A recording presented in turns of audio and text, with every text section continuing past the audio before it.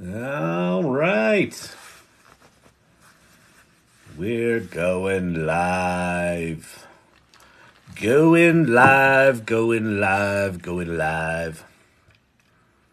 Silver Fox, what's happening?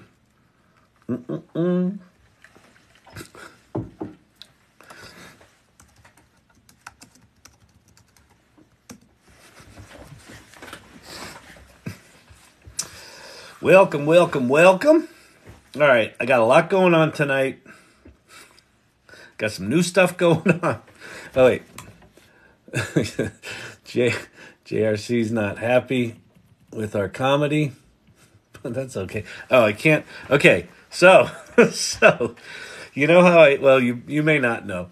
So for, I don't know, what's it been, 5 months now? When I go to type something on my computer, I reach in front of the camera here and use my trackpad, which fucks up all the focus. So I have added a mouse and keyboard, which people have been asking for like 2 months. So it is totally my habit to reach for the keyboard on the laptop, but I'm going to attempt to use the keyboard down below. So there's that. I've also got... That's a little close. Let me squish that out a little bit. Right, there we go. I've also got the World Series up. I didn't realize the World Series was on last night. And people were like, the baseball game's on. I'm like, who gives a shit? I'm like, oh, it's the World Series. Shit. I forgot what month we were in. So I got that going on. So 4-1. Diamondbacks are up 4-1 in the, I don't know, 4th, 5th, 3rd, something like that. Maybe it's more. I'm not really paying too much attention to it. There's a lot going on. Many of you don't even know who I am. Hello, my name is Kyle Shannon. This is the AI Learning Lab, as evidenced by the hedgehog with the AI Learning Lab sign. We've got many of these. Well, all these images were made in DALL-E in ChatGPT, and so we'll go through that. Look, see. I'm so used to putting my hand up on the computer. It's going to take me a while. It's going to be good. But anyway, we'll go make some images. I'll answer your questions. So the way this works is be not afraid. I love that. That's super cool.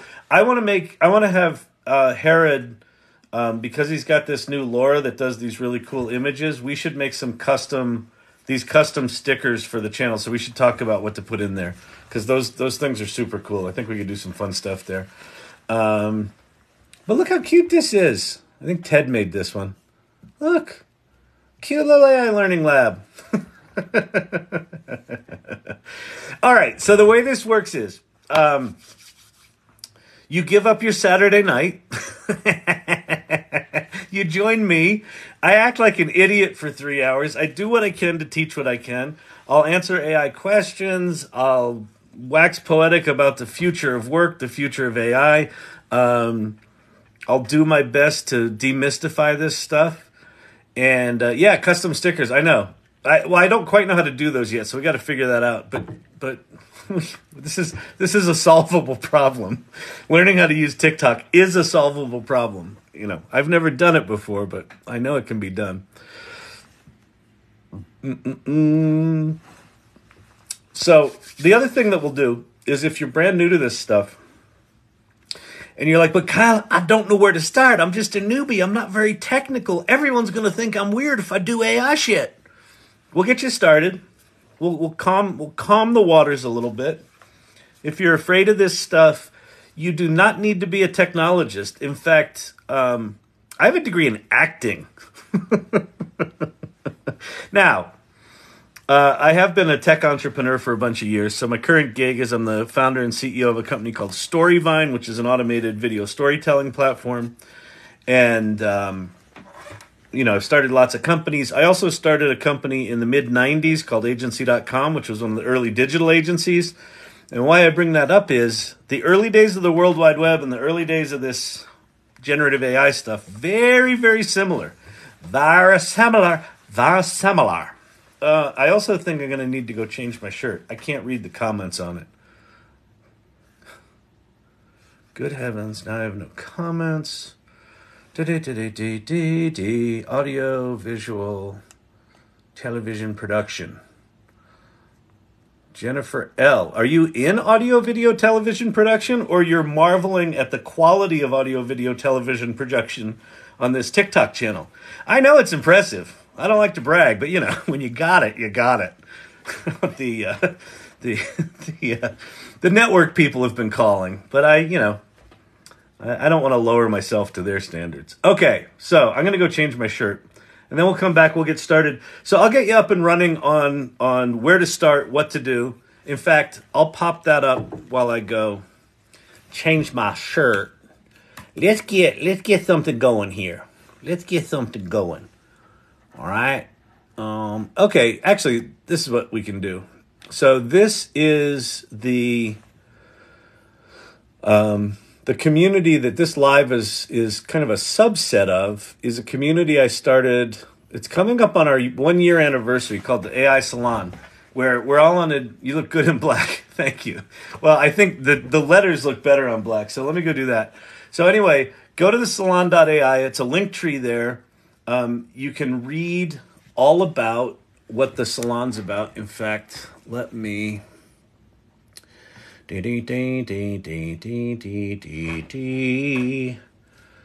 can read there too. Let's see, how do I do this? I go rip. There you go.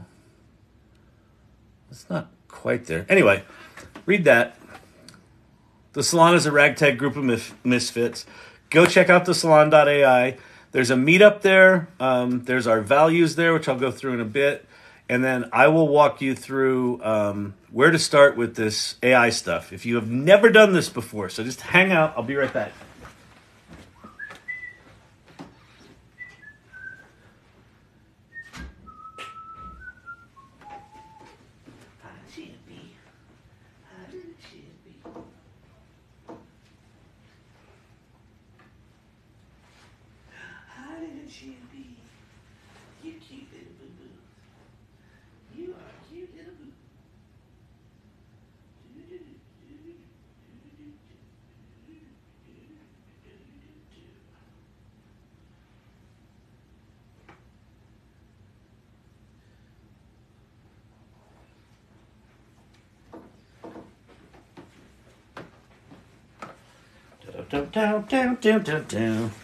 All right, I went Fender. Wow!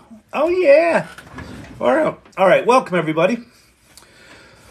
Okay, so let's do some stuff here. Let's get you started. If you are trying to figure out, but Kyle, hey Kyle, listen, where do I start? What do I do, Kyle? Where do I start?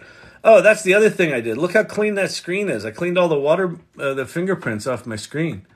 Because I love you all. And I had a moment of ADD productivity. Have you heard of AutoGen? If you have, how significant do you believe autonomous agents will be? Yeah. I have heard of it. I think autonomous agents are going to be all the rage in 2024. I think they're going to be huge. And we're already starting to see some hints of that behavior in ChatGPT. If you have played with advanced data analysis, or if you've played with DALL-E, there is prompting going on without you having to do prompting. So it is starting to prompt itself. So there's hints of that already. I'll talk about that in a sec. But before we get into more advanced stuff, if you're just brand new to generative AI, if you're like, but Kyle, I don't know where to start. What do I do? What site's the best? Just go to the one that's in yellow, ChatGPT, chat.openai.com. They're the ones that started this whole mess. November 30th of last year, we're coming up on the 1 year anniversary of the launch of ChatGPT. I think that will mark a seminal moment in history, an inflection point where everything after that point was not the same. And anyone who's in this channel that comes here regularly, I got my first Tom Arnold of the evening. Thank you for Christopher Ramsey. I haven't gotten a Rosie O'Donnell in a while, so I'll take the Tom Arnolds. But yeah, I'm Tom Arnold, and I know AI. Um, but yeah, but ChatGPT is the one to start playing with. Just go there and start playing. If you don't know at all what to do, you can go to that URL down at the bottom there, prompts.chat. That's kind of a little primer on how to talk to these things, and it gives you some starting points with prompts. It's a pretty good little document, and that'll get you started. But just go there and start asking it anything. It kind of will look on its surface like a Google search box, but it is way more than a fancy Google. And I was in Rosie's feed and told her she looks like Kyle Shannon. That's the perfect. That's Oh my God. Listen, I think it's important that rather than, saying I look like a celebrity, we should really let the celebrities know that they look like me. I like it. I think it's solid. Enough of them being on top. I'm a celebrity in my own mind. All right. So, other things to look at here. These four large language models: ChatGPT, Claude, Bard, and Bing. These are kind of the big four. I call this the adult table. ChatGPT, in my opinion, is the one you should spend most of your time on. However, Claude is a really good alternative. One of the things Claude does that ChatGPT can't is it's got a really large, what they call a context window. Basically just means it's got a large memory. You can put a really large document in Claude and it can read it. So for example, if you've written a novel and it's like a 50,000 word novel, you can put it into Claude and have it write the last chapter for you. And it just will, because it can do about 75,000 words in its memory, compared to ChatGPT, which right now can do about 3,000 words, right? So it's significantly bigger memory. And then Bard and Bing are both connected to the internet. Bard is from Google. It's pretty good, but not great. It's pretty good at coding. And then they're about to launch a thing called Gemini that's going to make it amazing. And apparently that was supposed to happen in the month of October, which we're almost at the end of.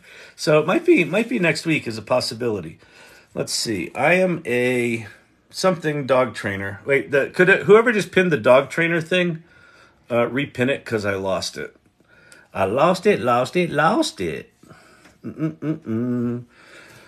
Oh, wait. Gotta go to my other keyboard. Beautiful. All right. So those are the big LLMs. Let's get you some more to play with.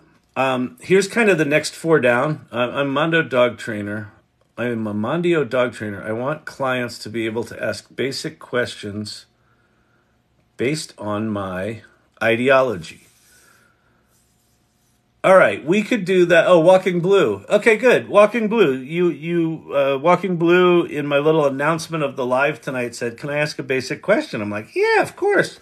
So you want your clients to be able to ask basic questions based on your ideology. Is Mondio a place or a dog training ideology? And I'm not joking. I actually don't know. Let's go to ChatGPT and ask.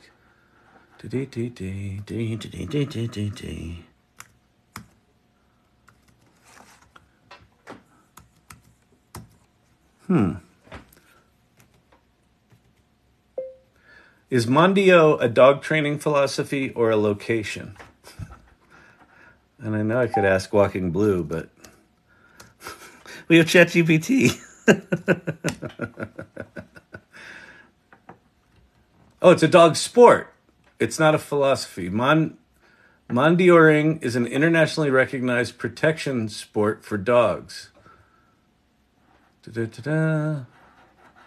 Where's my mouse?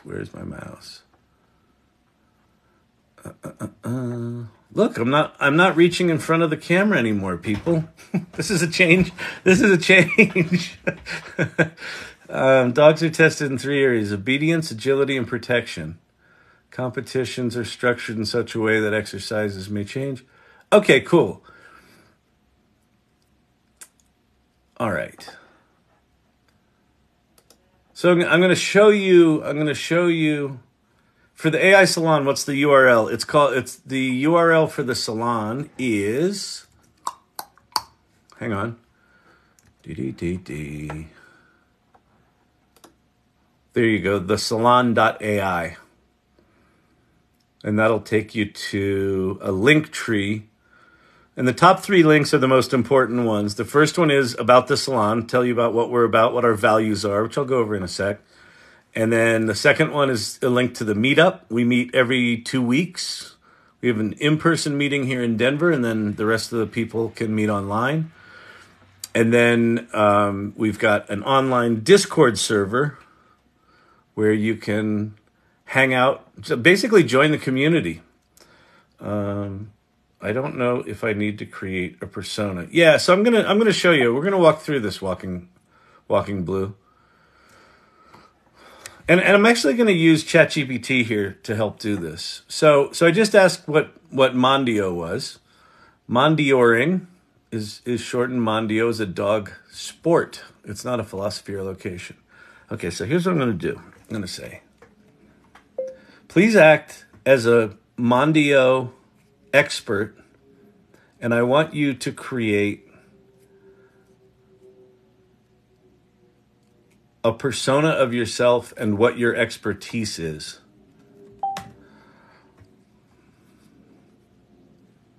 See, I just reached into the camera lens there. Okay,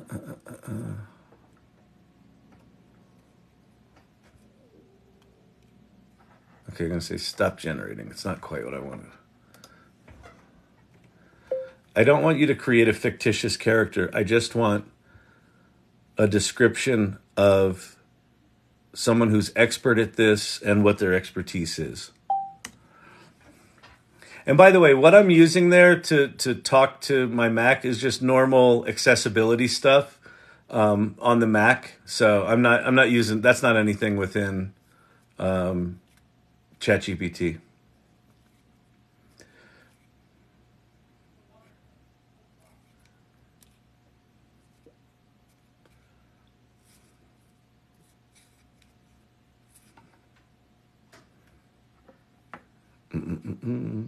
I want a resource for owners to get instant answers to basic questions when I can't do it. Yep, we're going to get there, Walking Blue. So what I'm going to teach you, what I'm doing right now is I'm in ChatGPT kind of creating this persona. And then I'm going to also have it give a little bit about how it should respond when someone's talking to it. It's missing the point. Missing the point how?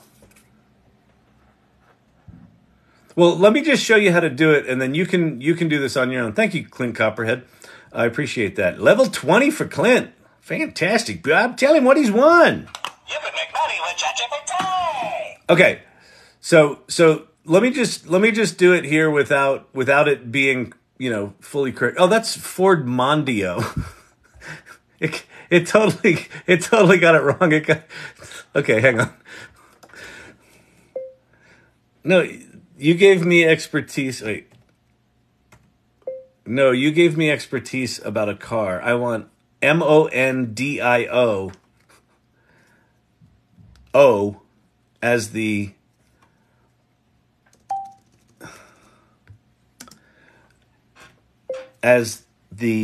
persona's expertise.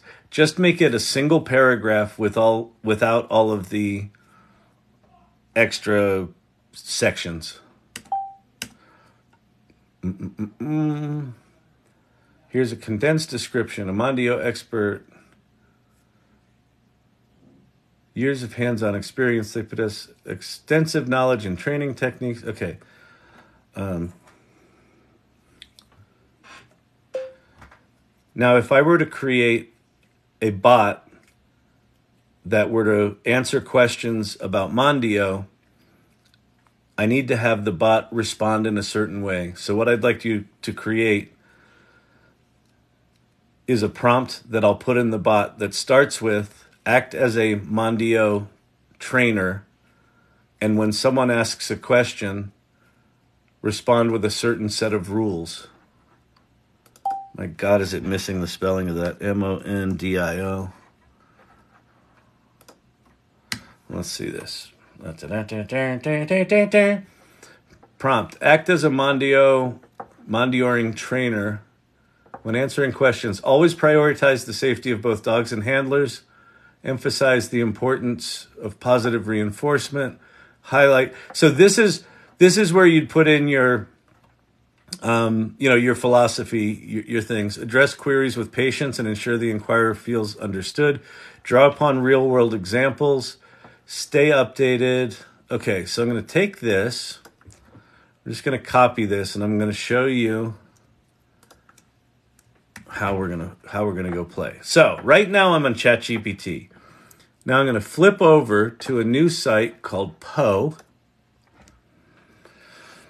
And so this is Poe. So Poe's kind of like ChatGPT, except Poe has something about it that's really special, where you can create a bot and publish that bot, and you can even monetize it. They just added monetization to these bots, so you can charge for these now, from what I understand. I haven't set one up. I've built a bunch of these things. But what we're going to do, the way this works is, so you can go play with other people's bots. And in fact, I wonder, let's go to Explore and see if there's cooking, AI learning, professional advice, funny games, travel, sports, utilities, programming. I'm going to guess professional might be the way to do this. Oh, search for bots. Let's see. Mondio. Okay, there's no Mondio bot in there. That's a good sign, so yours will be unique. But I'm going to put in dogs.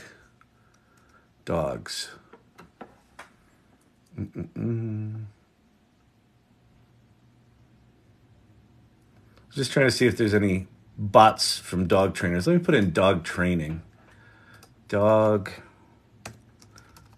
training. Dog trainer AI. All right, so here we have a bot. A dog training assistant designed to give dog owners the necessary knowledge and tools that will allow them to cultivate a healthy relationship with their dogs. How can I help you with your dog today? My dog is a thug, and even though he just wants to play with people, he barks aggressively at them. And even though it's a cliche, he attacks the mail as it's being put through the slot, and all of our mail is constantly shredded. What do I do? And that is not a lie. I did not make that up. Here are suggestions. Seek professional help. Okay, so there's a bot in here, but we're going to create a bot. And so when you go create bot here, you can put in a picture. So you can put in a picture of your dog or yourself, and then you name the bot. So I'm just going to put, let's see. I train dogs. And then we're going to select, so you put in a prompt. So I'm going to paste in that prompt that we made. Encourage a deep bond. And then I'm going to say, I'll leave it like that. I'll just leave it where it is. Act as a Mondio trainer. And then there's our rules. So you can make your own rules up. So this could be your philosophy here, right? You can decide whether or not you want to show the prompt in the bot. So I'm going to turn that off because we don't want to show the prompt. We don't want to show the secret sauce. Then, let's see, where's the model? Oh, the base bot. So the base bot right here is which model it is. So I would go to GPT-4, but you could use other ones. In fact, let me make this bigger so we can all see it.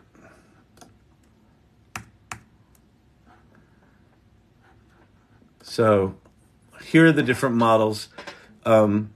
ChatGPT and Claude Instant are both very fast. ChatGPT 4 just gives better answers. And then we're going to say greeting message. So I'll say, my name is Walking Blue, and I am an expert Mondio trainer, and this bot is here to serve as your guide when I'm not available. Ask any questions you want about training and let me know if this doesn't give you what you need. And then we're going to change this to Mondio. And let's see. So we'll say, this bot will answer any questions you have about training your dog. All right. Make bot publicly available. Yes. Monetization. So this is new. Visit creators in the menu and you can monetize it. And then here's your little preview. So one thing we might want to do here, let's take this to the next level, people. Let's go over. So now we're in ChatGPT. We're going to make a little image for this thing. So I'm going to go down to DALL-E 3, which is the image generation tool. Is there a way to override ChatGPT? Is there a way to override what ChatGPT may offer? I don't know what you mean by that. You can write whatever you want. In the bot that we're creating, oh, is there a way to make it like super specific? Like it's only going to answer what you want it to answer? You'll have to experiment with that. You could do that with programming, but I'm just trying to give you a quick way that you could create this bot tonight, like right now. So I'm going to go create an image for this. So let's do image of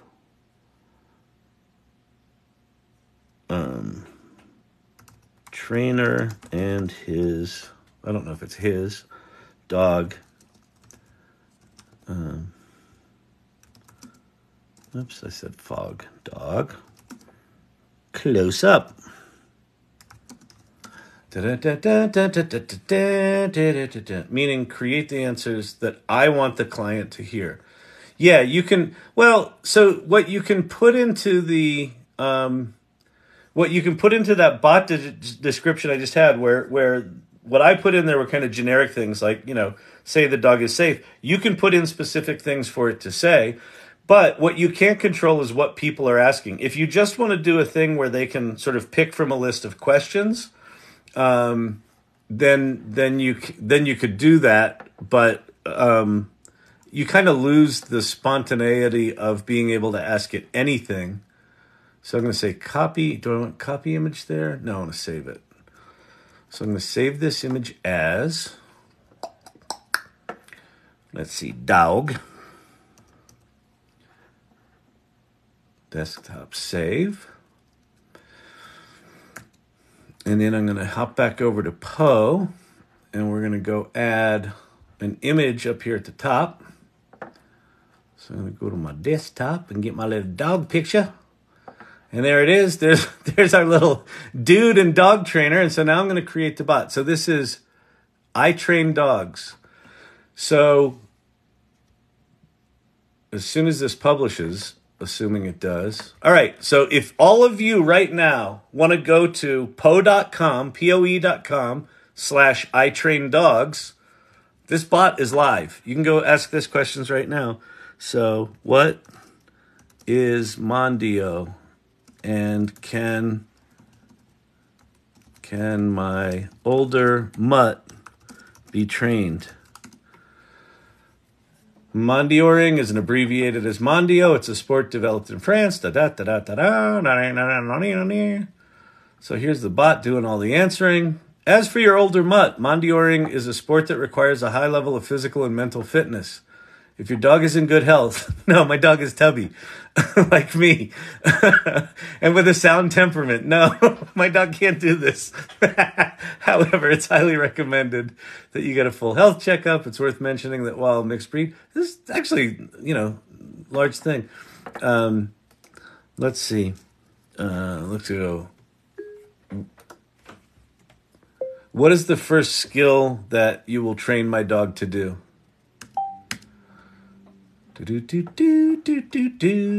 I train dogs. Do-do-do. Come on, I train dogs. What are you doing? What are you going to do with my dog?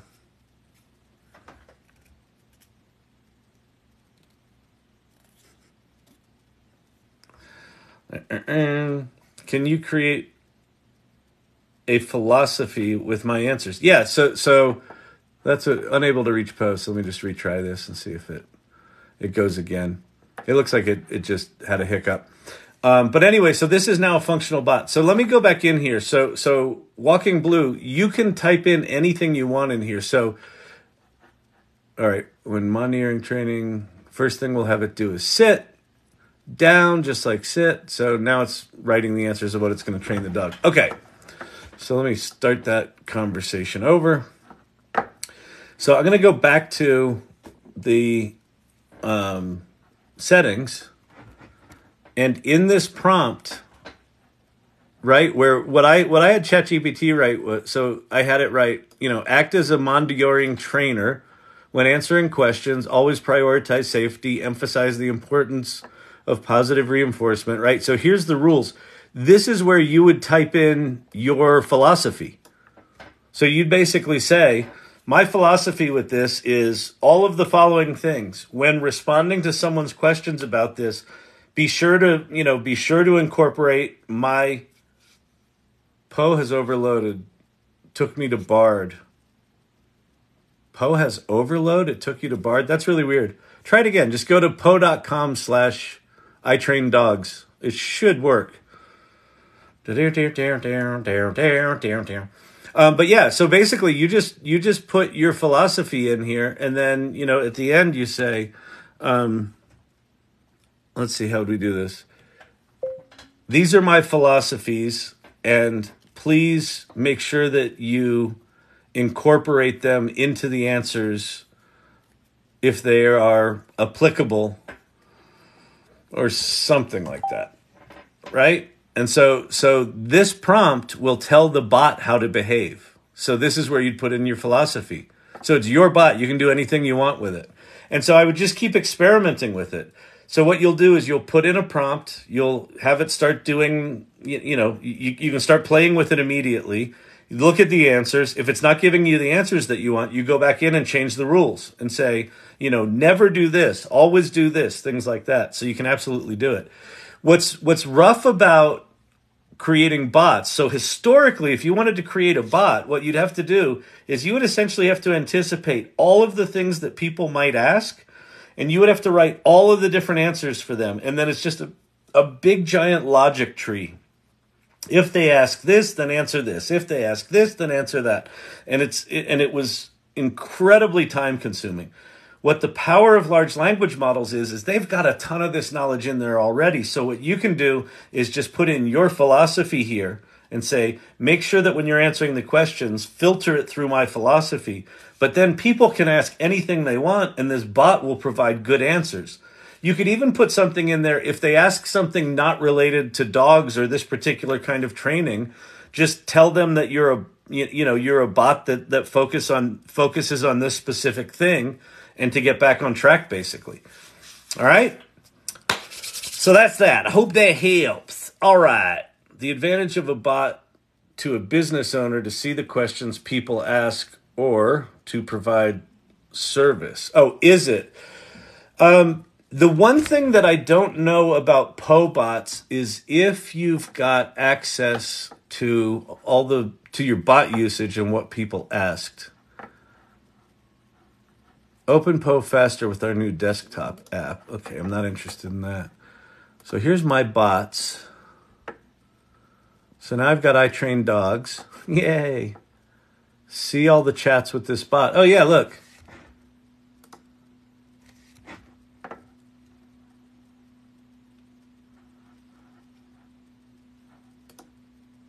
Now I don't know if that's just my chats with this.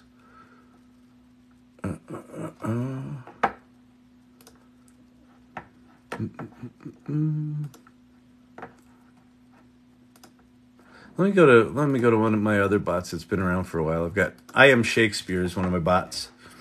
See all chats with this bot.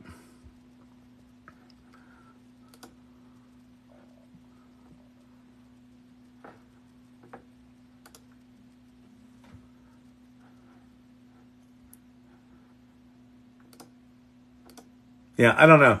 I don't know. That would be something to look into to see if you can look at, what people have asked that are not you. It's possible. Anyway, there you go. All right, that should get you up and running. You only see your chats. Okay. All right. So at some point, Poe might get there. The other thing you can play with is there's a site called Zapier where you can make your own bots. And I know with Zapier, you can definitely write things into a spreadsheet, into a database, so you could get that sort of information. All right. That was a little rabbit hole there. So hope that was helpful. Let's get back to this stuff.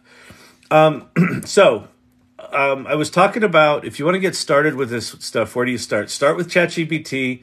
Claude, Bard, and Bing are also big and important.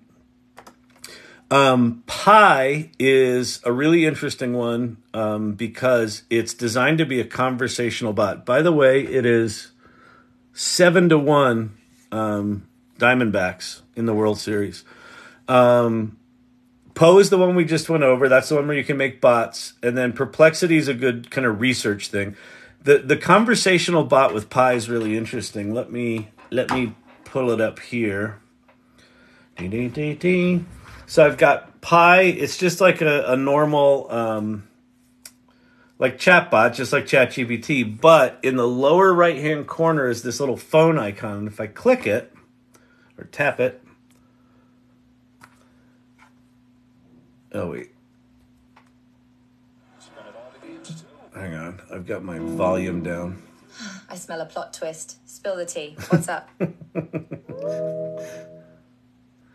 Hey, who's winning in the Arizona Diamondbacks game right now, and what's the score?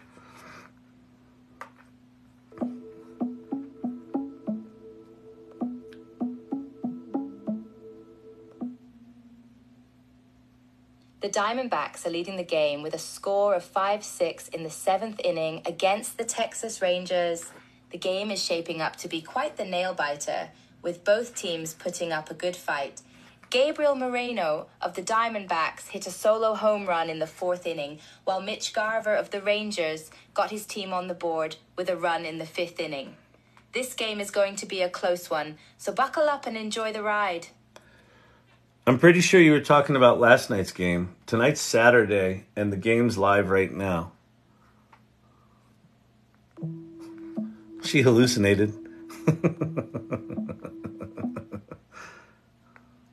Oh, snap, you caught me. Apologies for that slip-up. You're right, last night's game was quite the doozy, but you're absolutely right that the game today is live. The score as of now is Diamondbacks 7-1 Rangers. That's Definitely correct. Shaping up to be.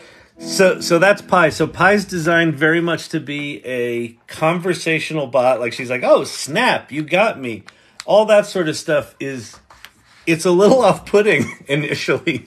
But that's all the iOS app of Pi. It very much is going to represent the future of these things. Kyle as Matthew Perry of Friends. What? Oh, wait, Kyle. Oh, ask about Matthew Perry of Friends. Yeah, it should know it.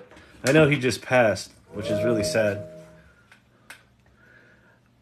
Have you heard any news about Matthew Perry from Friends?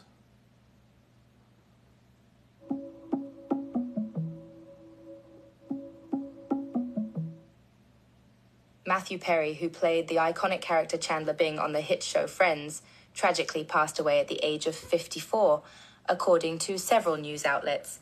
It's reported that he was found unresponsive in a hot...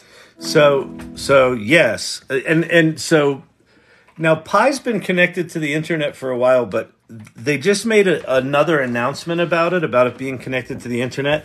I have a feeling they dramatically increased the speed or something like that.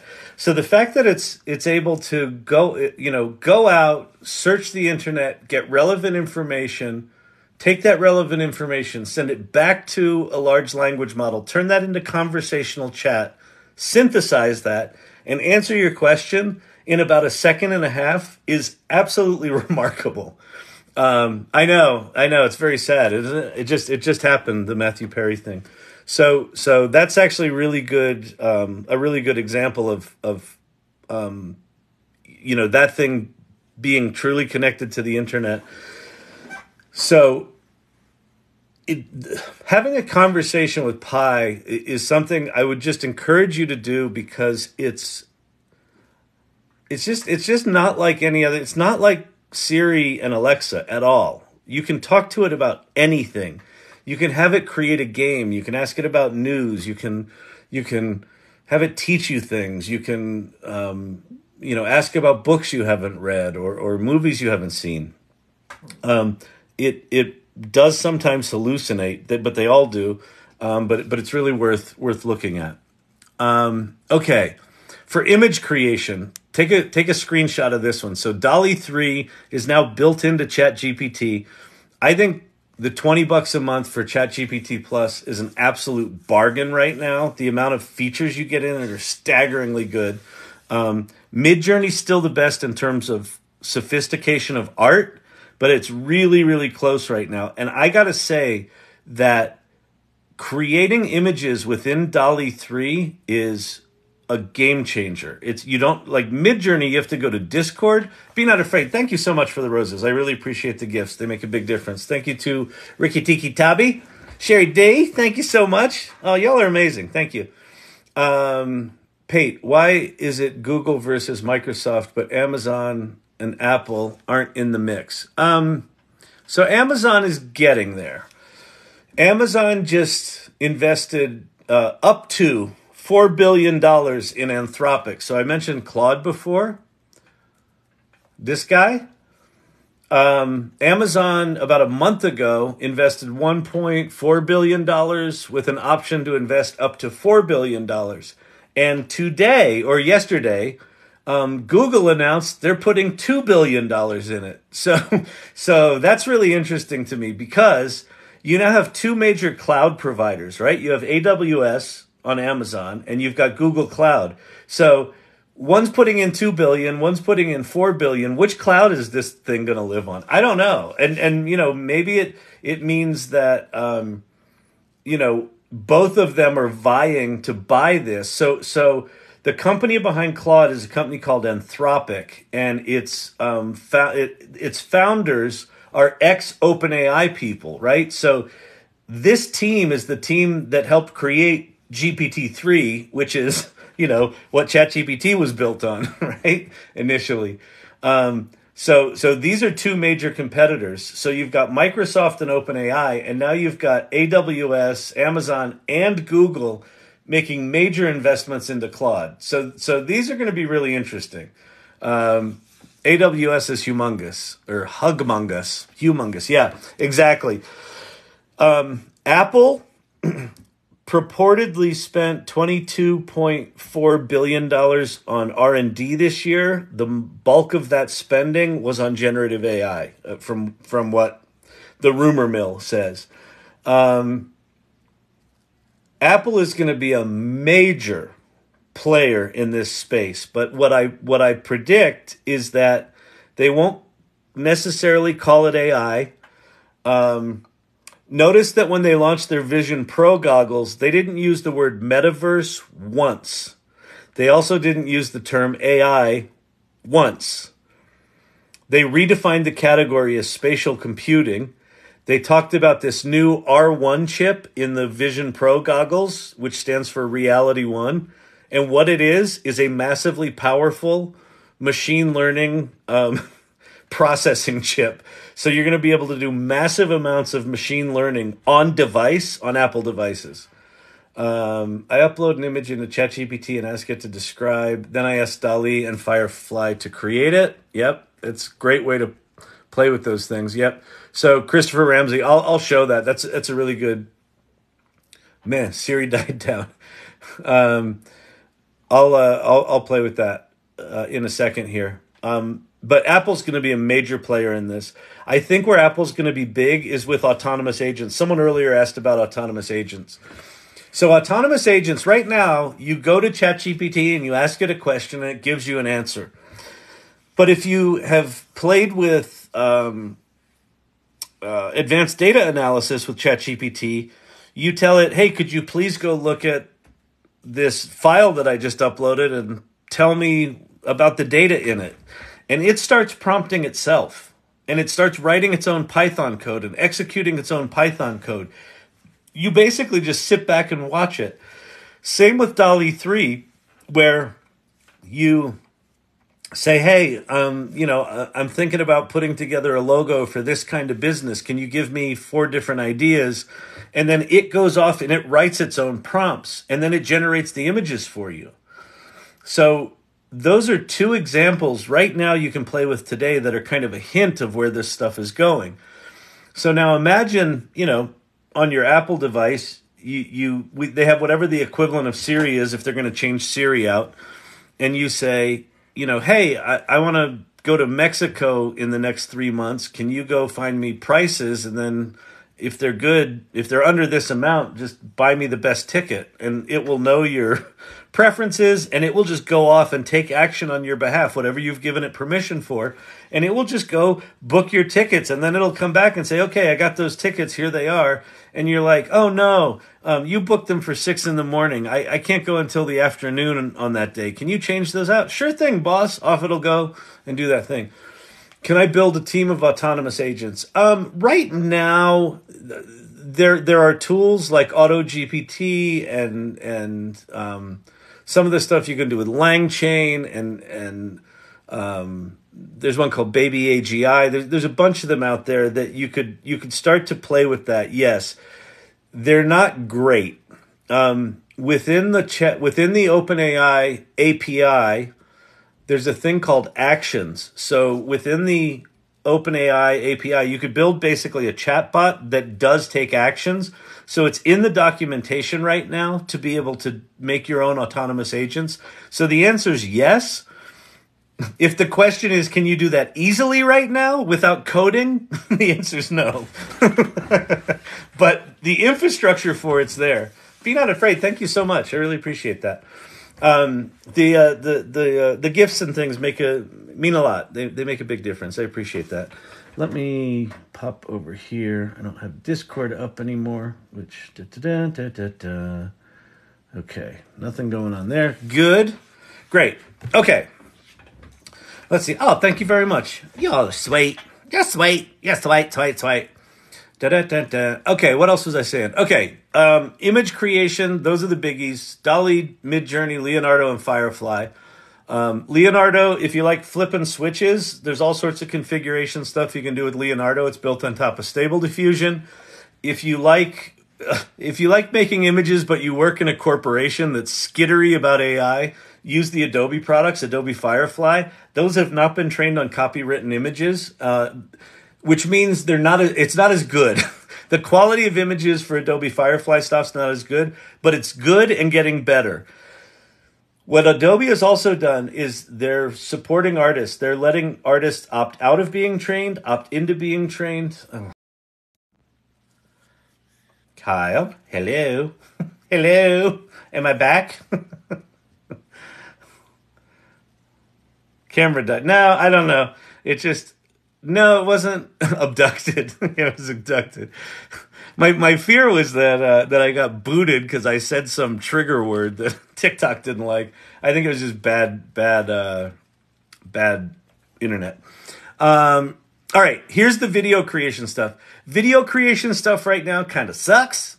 It's really janky. All this stuff's really janky. Bad juju. The eclipse. Yeah, exactly. The 3 on the left, Runway, Moon Valley, and Pika Labs are all... Was Siri jealous again? She probably took me out. Yeah, exactly. iOS is janky. TikTok's janky. They're all fucking janky right now. Runway, Moon Valley, and Pika Labs are all kind of the same ilk. They're sort of text to video, image to video. Pika Labs right now seems to be the one that is people are getting the best quality from. But they're all worth exploring if you want to play with this stuff. None of these things are free, and a lot of them are not super cheap. If you want to just make thousands of hours of video, it's expensive right now. So you'd be better off installing and learning the Stable Diffusion stuff where you can do some video things. Visla allows you to generate kind of scripted video montages where it sticks stock video together. HeyGen and DID do voice synthesis and animation of faces. So those are worth playing with. Here are some audio and music ones. 11 Lab for voice synthesis, and then Refusion and Sound Raw for music are good. So take a screenshot of that. Pausing for screenshots. How do I take a screenshot again? I don't know. Hit the buttons. Do we have video people in here? We've got Herod, who's in here, who's a mod and is also on the AI Salon Discord, is doing a lot of video stuff.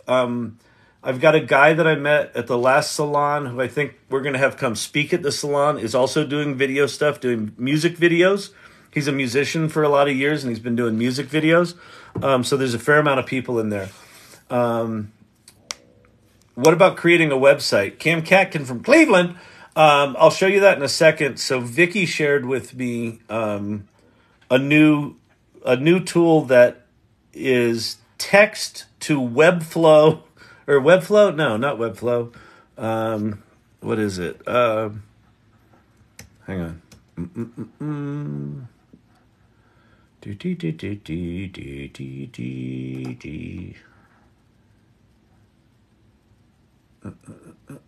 Here it is. ZipWP, a WordPress site. I always confuse WordPress and Webflow. Create a WordPress site in 60 seconds. So basically you just describe your website and it builds you a site. And then she actually shared with me the site that it made. And it is here. So welcome to Tony's Terrific Turtle. So this WordPress site was built with a text prompt.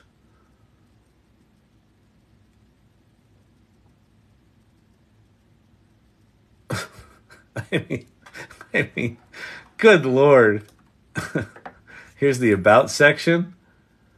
And obviously, you'd need to go in and personalize this, but we're moving to a place, we're moving into an era of hyper-personalization that, the other cool thing, so this is really important. So check this out. So if you haven't been in Discord before, this is the AI Salon Discord. So I mentioned before that this channel is kind of part of this larger community called the AI Salon. The AI Salon Discord, these are all different communities. This is the AI Salon one. And within it, there's all these different channels, right? And one of the things we have in here is we've got guilds. So we've got an art guild and a writer's guild and AI 101 if you're just getting started or if you want to help teach other people. We've got business guilds, entrepreneur guilds. Pate from Google has created the Mechanics Guild if you want to talk about crap under the hood. In general discussion, Vicky not only shared about this site she got access to make these WordPress sites, but she made videos sharing how she did it. So one of the things about the salon is it's full of people who are learning this stuff in real time and sharing what they're learning in real time. That's what this channel's about. So let me go. I want to go talk to you about the values of the salon because it's really important. I'm gonna read the kind of mission statement about who we are and what we do. So AI Salon is a ragtag group of misfits, ne'er-do-wells, and miscreants who have gathered to explore the uncharted wilderness of generative AI, where everyone from entrepreneurs to educators, from healthcare workers to creatives, and everyone in between. Generative AI right now is so new and so raw that no one is an expert at it. There are experts at machine learning and AI, but this generative AI stuff, ChatGPT, the image generation tools, the music generation tools, all this stuff we're talking about, build a website with a prompt, right? All that stuff is all brand new. And it's going to transform everything. And the whole idea of the salon is we want to find people that want to be on this journey, that want to be on this adventure, that are ready to get curious about it and excited to get curious about it. And so with that, we put together this group and we've got 6 values. And these values are really important because the thing about values is, it's really easy to go, here's our values. Values are really important. But values are very much how we want everyone to behave. So if you resonate with these, this is a community for you. If you don't, that's cool. This isn't. Like if you want something just more geeky or whatever it might be. So the first of the values is generosity. And it's, it's the first one for a reason. We want people to be generous. This is not a time to be stingy with your knowledge. As we're all learning stuff, it's imperative to share it with other people because everyone's trying to figure this out. And there's so much opportunity right now. It's not like if you share with someone some crazy prompt you came up with, that's going to like cut into your revenue in the future. No, that prompt is going to be irrelevant a month or two from now because some new tech's going to come out that you don't need it anymore. So like everything's shifting right now. So be generous. Exploration. We want people that are excited to explore and are digging in and trying stuff and seeing if they can break it and breaking it and doing things right. Collaboration.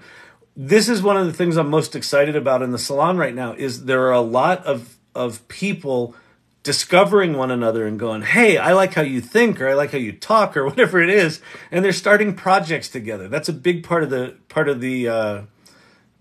thing. Inclusion. People are coming from every discipline. Some of the people that I know that are doing the most interesting work in generative AI right now do not have a tech background. Claire, who's in the community, has been doing amazing stuff with art, and she's a nurse. and we've got people who started out as engineers and are now doing music or doing video. Herod, who's the one teaching all the video, he was an engineer, and he decided he wanted to become an AI artist and did that. So people are coming from all over the place. The last one's empathy. Everyone right now is dealing with kind of the existential nature of these tools that, oh my God, what if this replaces my job? What if my job is irrelevant? What do I do? How do I, Hollywood told me the robots are going to kill us. Is that true? Are these evil things that are going to kill us? So as you talk about this stuff, as you start exploring it and you're being generous with what you're putting out there, people are going to be scared, and just have empathy for that. So how can we join? So how you join is, and I think I'm missing one of our values. 1, 2, 3, 4, 5. I'm missing one of the values. I'll have to put it in there. I forget which one it is. Generosity. Okay. Well, whatever. You join the salon. Go to thesalon.ai, and there's a bunch of links there. It's a link tree. And the first link is a link that describes the values that I just said and the who we are, why we do what we do. The second link is to the meetup. So we meet every other week. We have an in-person meeting here in Denver. By the way, it's snowing here in Denver. And we also meet online.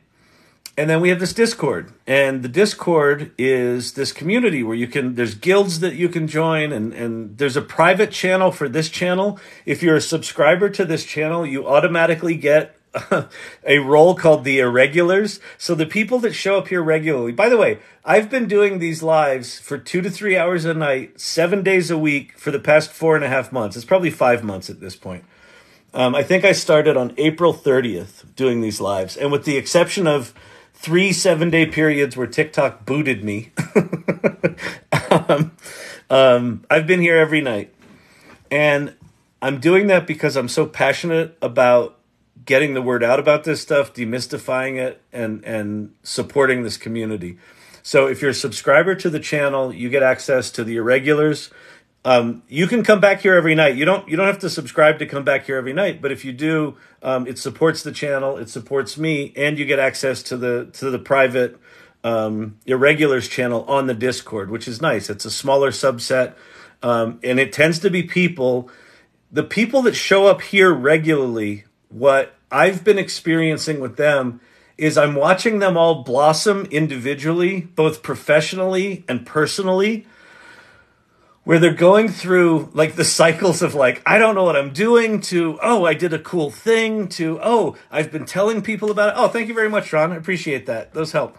And and now, like, we're starting to see Kavruno, who's in here. She works for a big, I think, insurance company.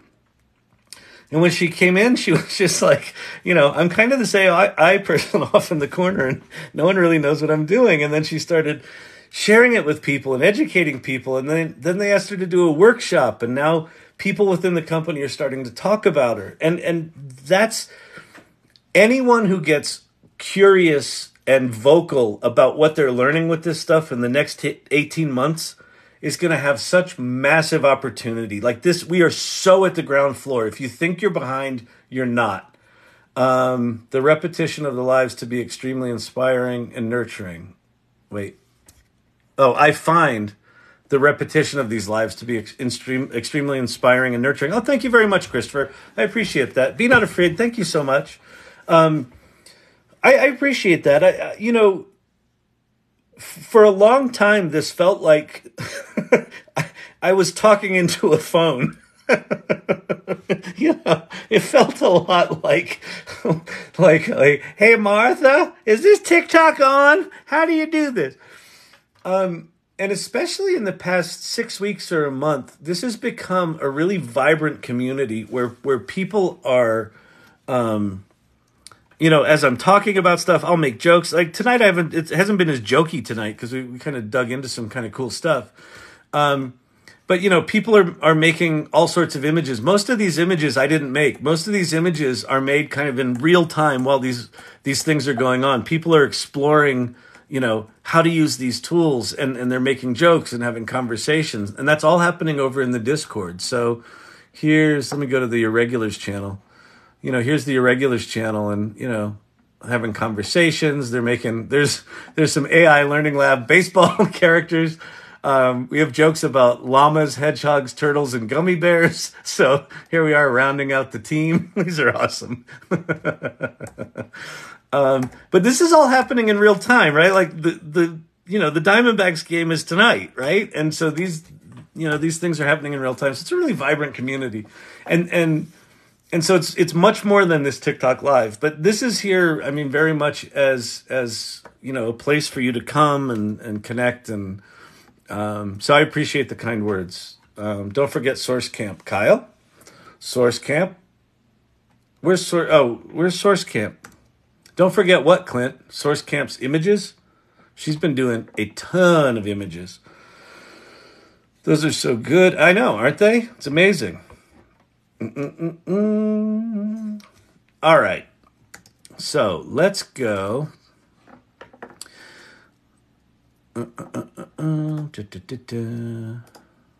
There's sounds.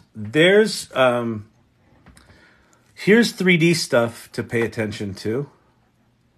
Blockade Labs and Wonder Dynamics are really interesting right now. So I'd go play with those. And then this is the one I wanted to get to. So resources are good, but also people. Find your people. Find your peeps. If you dig this, if you dig my chaotic chat ADD, insane, sometimes comedy, sometimes soapbox kind of delivery, great. Come out, hang out here. You should be following these people. There's probably others. These are the ones that I really respect right now and really dig. Ethan Mollick is a Wharton Business School professor. His blog, One Useful Thing, is killer. So's his Twitter feed. So's his LinkedIn feed. You should absolutely follow him. He's like digging deep into ChatGPT and its implications and the future of work and the future of education. David Shapiro, big into AGI. He's got an open source cognitive architecture project right now, which if you're geeky, I would be a part of it. I don't have the geek skills to be a part of it. He's fucking brilliant. And he does videos, 3 or 4 videos a week on YouTube that are just like these kind of future gazing analysis of what's going to happen in the future. He's amazing. Paul Raitzer from the Marketing AI Institute's really good. And then Rachel Woods here on TikTok from the AI Exchange. She's more into AI ops, right? So how do you put these tools together? What are the kind of rules of engagement within business? So if you think of this channel as more sort of freewheeling and creative, hers is kind of the buttoned up community of, people using AI for work. John, I love David Shapiro. Yeah, he's amazing, isn't he? And then the directories down below, futurepedia.io, and there's an AI for that. Those are just, there's like 5,000 tools down there. And what else do we have in this deck? I've got, just subscribers. Yeah, if you subscribe, you get access to the private Discord channel. We'll prioritize subscribers' questions. The mods will pin questions for me to see.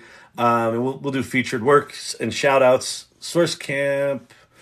Wait, what's going on there? We'll hit enter. Too quick the first time.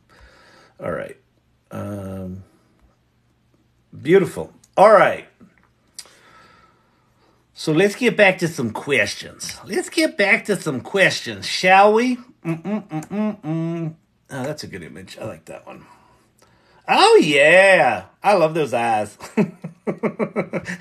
Thank you, Forever Hooked. Good to see you. AI Learning Lab. All right, Kenneth Johnson. I've been using AI to build better characters and environments for game development. Yeah, so I'll show you. I know we just got off me showing stuff, but let me go show you Blockade Labs. I don't know if you've seen this, Kenneth Johnson. The character stuff's good. Game development. I think we're about to see some really remarkable stuff from Unreal Engine 5.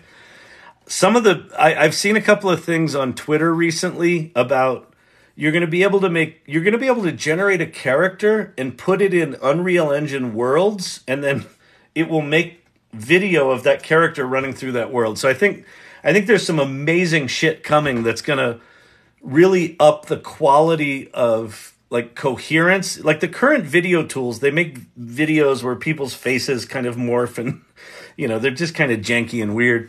They're still remarkable, don't get me wrong. But I think the stuff that's coming from Unreal Engine is going to be unreal. But let me show you something. This is pretty good with me not reaching in front of the camera and like showing you up my nose holes while I'm navigating. Where was I going? Oh, Skybox. So if you go to skybox.blockadelabs.com, you should do this with me. Actually, you know what we should do is what's new at Blockade Labs. Ruh-roh, we got an issue. We're going to need a bigger boat. Wait, hang on. Let me quit some things. Clean my Mac. We'll get rid of that. Microsoft installer. Hey, Microsoft, how about making a browser that doesn't trash my fucking memory 4 times a day? How about that? And then I know, if you're like, why are you using Microsoft? I'm a Microsoft hater. Don't get me wrong. I've been a Microsoft basher for years, but when they decided to go all in on ChatGPT and start fucking with Google, I'm like, all right, I'm in. They're acting like a startup. I'm in. Experimental 3D styles. All right, so whatever. They've got some new stuff. Okay, so what might be fun here is I don't quite know how you share these once you create them, but if you're a part of the Salon Discord, come here with me. I'm really digging this, like turning this into an interactive kind of thing. So come here with me. I'll show you how to do this. Make some worlds, and maybe we can share worlds in the show and tell channel over on the Discord. So the way this works is you've got, let me make the interface a little bigger here. So you've got this 3D world, right? And this is kind of their default world. And then I can just dream up a world. So I'll say create new, dream up world. Let me get rid of that thing. And I'll say, let's do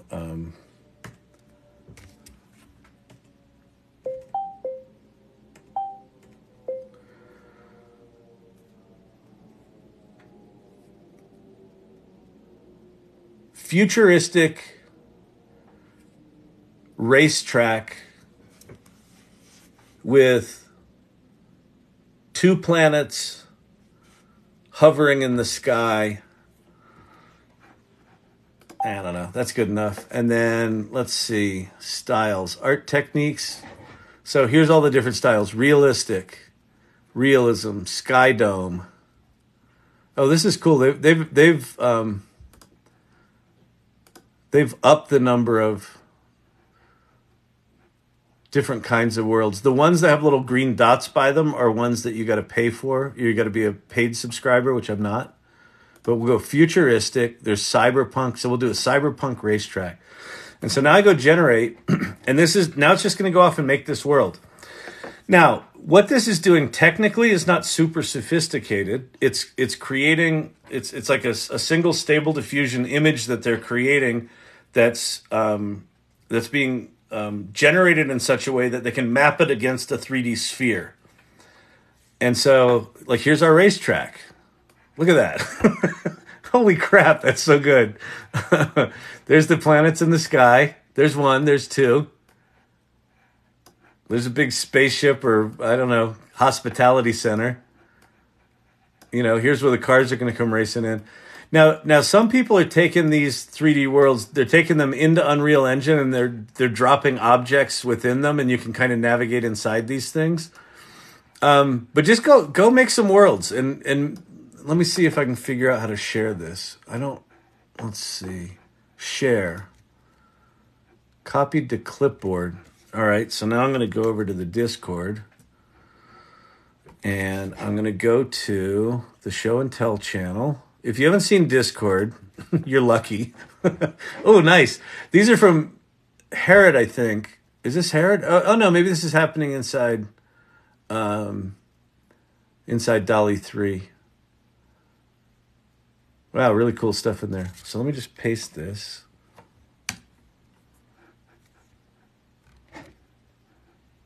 All right. Well, it sort of gave me... So you know what I should do is I should come over here. Maybe here's how to share them. Find a cool area of your world. Like, that's pretty cool. And then screenshot it. So I'll screenshot it. Right.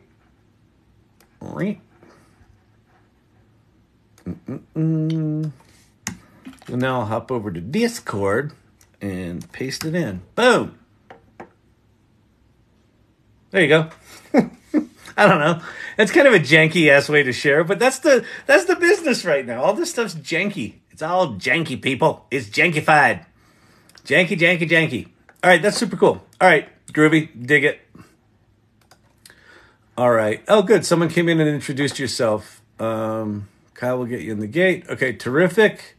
I will get people in the gate, absolutely. If you joined, it looks like a lot of people just joined. If you joined and you're still here, please actually introduce yourself. Tell us who you are, what you do, and kind of where you are on the AI journey. Like, and I don't give a shit if you're like, I don't know nothing, Kyle. I'm just a little country bumpkin. Fine. Just say you're a little country bumpkin. You don't know anything about this. If you're like, hey, I invented the transformer. Great. Let us know that you invented the transformer. We'll celebrate you and say, thank you for changing our world. And anywhere in between that, that's cool too. Just let us know where you are, because this really is about us connecting as people, because the technology is irrelevant.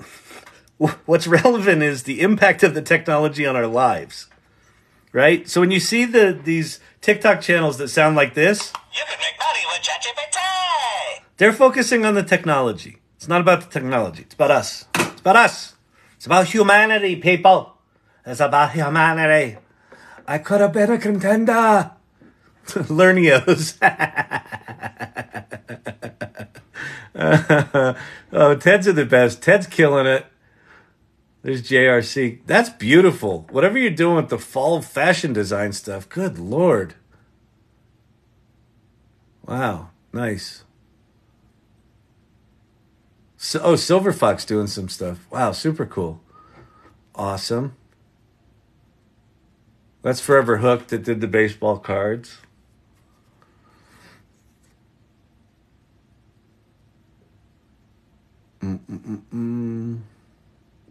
Herod D's got some cool stuff going. Let me show you what Herod D's doing. Oh, that's Joker. Look at Joker's Joker. That's super cool. So Herod D, who's one of the mods in here and member of the community, he just created a LoRa. So in Stable Diffusion, you can create these things called LoRas, which are basically like specialized, I don't know, tools that make Stable Diffusion do stuff that you want it to do. He's created a LoRa that makes Stable Diffusion do high quality text, which it can't do right now. Like, it really sucks at doing text. So he figured out how to do that. He's in the community right now. He's got this thing. I think he put it on, what did you call it? I forget that site. Civet. So this LoRa is available on Civet for people to, like, if you play with Stable Diffusion, go look up Harrod, HARROWED,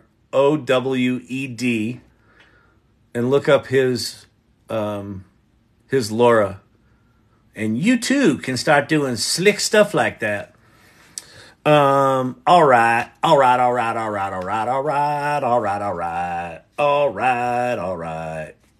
I'm a Dallas peep.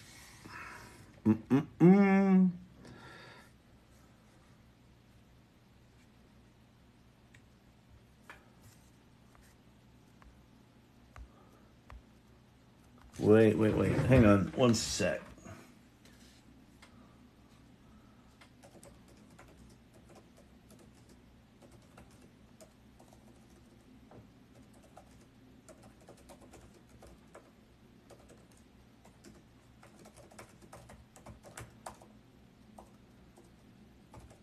All right, Clint, I just sent you a note on the Discord live channel, the mod channel, just to catch me up on something.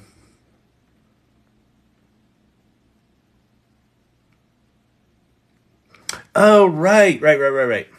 Okay. Right, Vicky. Yeah. Okay. So there's another thing happening. So all these people are starting to share all this stuff, which is really exciting. One of the things that I talk about a lot in here is not only should you get curious and adventurous and start learning this shit, but you should also share it with people, put it out in the world. And so a number of the irregulars, including Source Camp's one of them. Who else put one out? I think Sherry D did one, right? Oh, that's awesome. Oh, well, that's really cool. Sherry G just hired Source Camp. So people are starting to work with one another. But a number of people in here have started TikTok channels.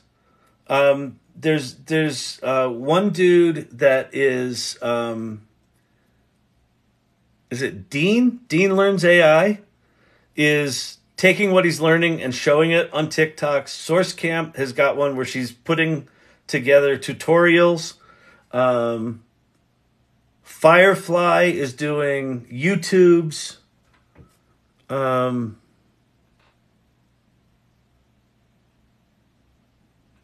Yeah, so there's all sorts of stuff. Like this channel is birthing other channels. And it's like, yes, like, get the word out. Get the word out. And listen, when I say get the word out, I don't give a shit if you're like this is not about just AI's great. There are a lot of fucking issues, right? It's not great all the time. This stuff's janky. It's not perfect. But what it absolutely is not is it's not going away. And so anything we can do that as we're exploring this stuff and figuring it out, good, bad, or indifferent, start sharing it so that more and more people have on-ramps to start to figure this stuff out. So anyway, I'm just super excited to be here. I think y'all are fucking awesome. So the mods in here, thank you to the mods also, because the mods, I don't know if you know this. So like right now there's 97 people in here. The way this channel used to work when there was like 12 people in here, the ones that are the mods now for the most part were here in those early days.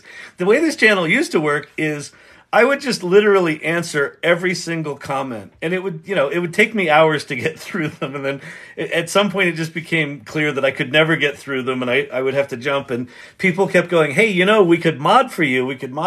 And so probably for the last month and a half or so, or 2 months, they've been dealing with the fucking chaos that is the comments. So thank you for all of you for doing that.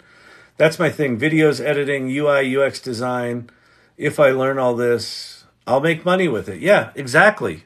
That's exactly right. I'll make money with ChatGPT. You can make money with ChatGPT. And let me talk about this gold button. and why I make fun of these people. What are the benefits of default GPT-4 to 3.5? I can't tell because of the info. So long, Serenade. So thank you, Sherbirth, very much. Great to see you.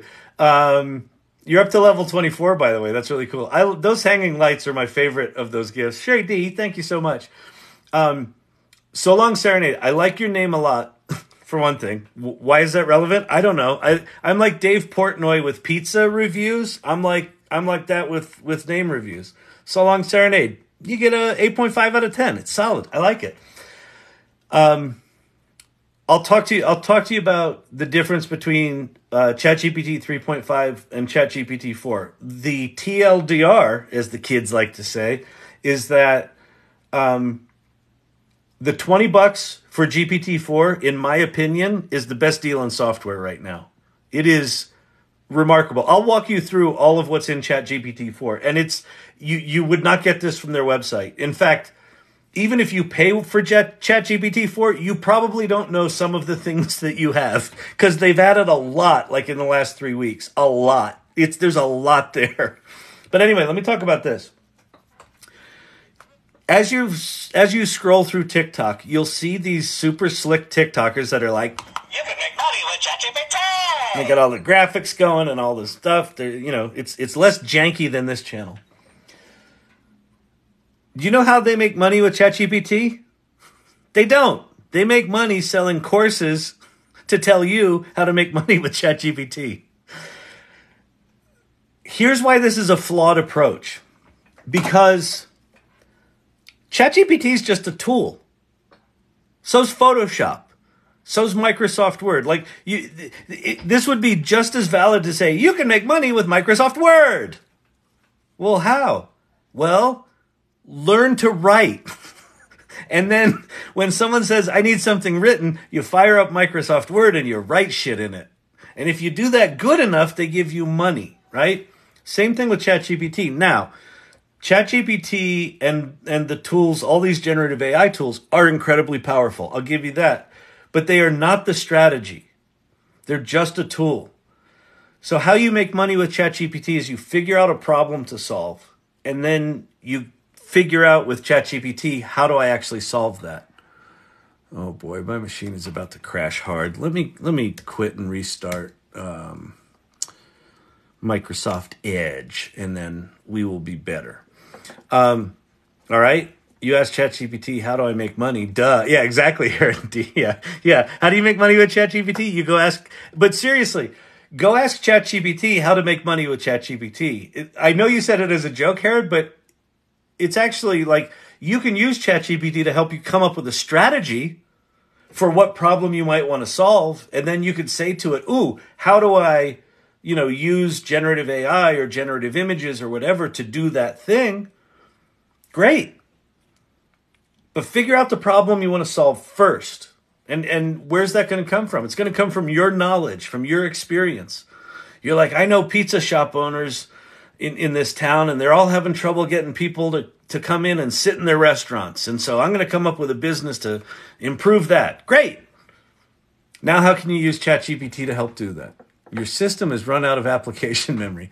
I think this could be ugly, people. I think we might be restarting ye old machine, but let me try to launch Edge again. This could be one of those long moments where we gotta. I do want to answer the person's question. What was it? So long something. I uploaded my LinkedIn resume into GPT and asked it to analyze and summarize what I should do. Perfect, Digital Funny Bone. 9 out of 10 on the name, by the way. Perfect. It's one of the things that ChatGPT is really good at is analyzing other shit. So give it your resume, give it your LinkedIn profile. Thank you, Bear. Thank you so much. Appreciate that. Level 11, Bear 8888. Fantastic. All right, so you asked about the difference between ChatGPT 3.5 and GPT-4. Thank you, Ted, very much. I appreciate that. Yeah, exactly. So ChatGPT 3.5 is still really good. Like if you don't pay the $20, it's still really good. Like it's still kind of all of the other companies to this point, when they launch their shit, they almost all say this is as good or better than ChatGPT 3.5. What are the benefits? Yeah, of default GPT-4 to 3.5. Can't tell the difference. Okay. So this is the first, and it's still the best. Now, if you go to Bing.com, Bing.com is built on top of GPT-4. So if you want some of the advantages of GPT-4, you can just go to Bing.com, and then you click on the chat button, and that's ChatGPT. Or if you're in the Edge browser, in the upper right-hand corner, you click on the... Well, I can actually show you because I'm here. In the upper right-hand corner of the Edge browser is this new little icon. This used to be ChatGPT. They've rebranded it Copilot. Why? Well, they're about to, on November 1st, they're about to launch Copilot inside of all the Office 365s things. So this Copilot branding this is already inside GitHub Copilot. It's already inside Windows 11. It's going to be in Office 365. It's going to be in Dynamics, their CRM. So Copilot's their branding. This is built on top of GPT-4. So if you want it for free, Microsoft is giving it to you. I do not use the Microsoft ChatGPT 4 all that often because since when can't I upload a document anymore? Did OpenAI change something? OpenAI changed a lot. So I'll show you. I'll show you in a second. There's two different places you can upload documents, Low Lab. So I'm going to walk through this all right now. But ChatGPT 3.5 on its own is good, right? So I can come in here and I can go, come on. Oh no, did Siri take over? There we go. Siri, write me a country song about a jilted lover named Siri. So it can write songs. I'll do some of the parlor tricks. See how fast it is? One of the things about 3.5 is it's super fast, okay? Write a table comparing Siri and Alexa as if they were love interests. So there's a table comparing Siri and Alexa. Tonight's Kyleism brought to you by DALL-E 3. That's awesome. Okay. So it's a playful comparison. Siri is a sleek, elegant design. Alexa boasts a modern cylindrical shape. Personality. Siri's personality is polite and professional, but she's also passive-aggressive. Alexa is friendly and helpful. So it'll do that. I can also do things with 3.5 like write me a Python application that allows me to rate Siri and Alexa as if it were a competition. And it will write you Python code. So 3.5 is really fast. Nothing to sneeze at. The other thing 3.5 has that 4 also has, but it's something that not a lot of people talk about. There's this thing called custom instructions. Under your account, this thing called custom instructions. So what do I have here? This is a DALL-E 3 prompt. So you can tell ChatGPT to act like a certain thing and respond in a certain way. So it basically allows you to turn ChatGPT into something that you want it to be. So I'm going to turn this on. I'm going to delete the stuff I've got in here. This is a DALL-E 3 image improving thing. But the first part of this is, what would you like ChatGPT to know about to provide better responses? And so I'm going to put in here. I'm going to do something. I'm going to do this. You're an incredibly efficient, anal retentive analyst who does not like overly flowery language. Hang on. Flowery language. I'll just leave it at that. And then how would you like ChatGPT to respond? Whenever someone asks you a question, do not provide any context. Simply provide a list of bullet points that answer their question without any editorial, period.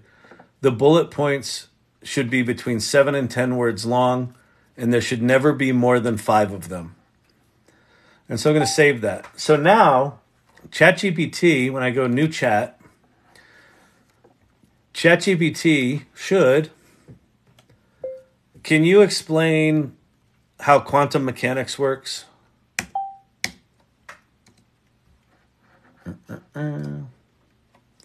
Boom. There's 5 bullet points. Quantum mechanics describes behavior of particles at small scales. It uses wave functions to predict probabilities. Superposition. Particles can exist in multiple states. Measurement collapses wave function to one state. Entanglement. Correlation between particle properties. Boom. Shit. No bullshit. ChatGPT is no longer too wordy. Right? So you could also tell it to become a personal assistant that understands the way you like to write emails, right? You can do all sorts of stuff with it. So this is all available within GPT 3.5. So there's no shame. There's no shame in just sticking with GPT 3.5. But that said, let's dig deeper. Let's go down the rabbit hole, shall we? If you've got ChatGPT 4, you have access to the default mode, browse with Bing, which is it connected to the internet, advanced data analysis, plugins, and DALL-E 3. Within default mode, there's also GPT Vision. Hang on, Dougie's got to pee or something. Hey. What is wrong with you? You want to go see Mama?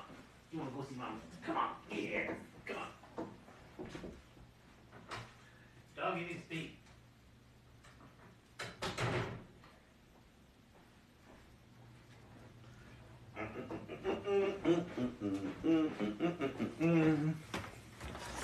All right.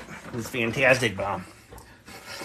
Does he ever stop talking? No. He just talks and talks and talks and talks, and he occasionally lets his dog out to pee. All right. I occasionally also drink water. Hang on. Let me drink water, because I can feel the vocal cords are seizing up, people.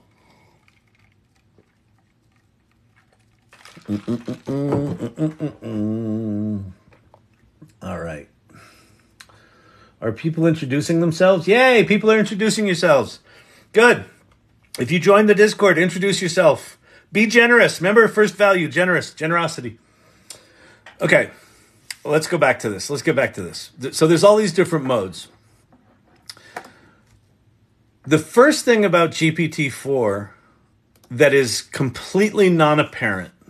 So I can say to this, write me a country song about a jilted lover named Siri.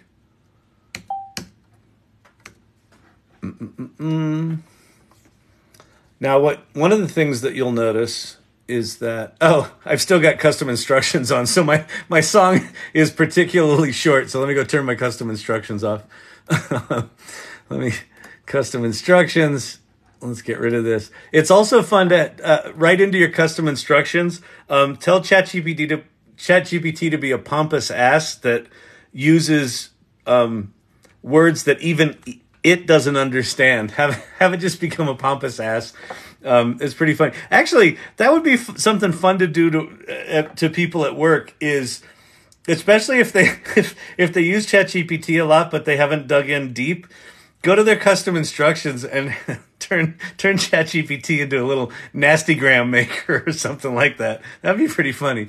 Okay, let's go start a new chat with the non-custom instructions turned on. Write a country song about a jilted lover named Siri. Oops, named Siri.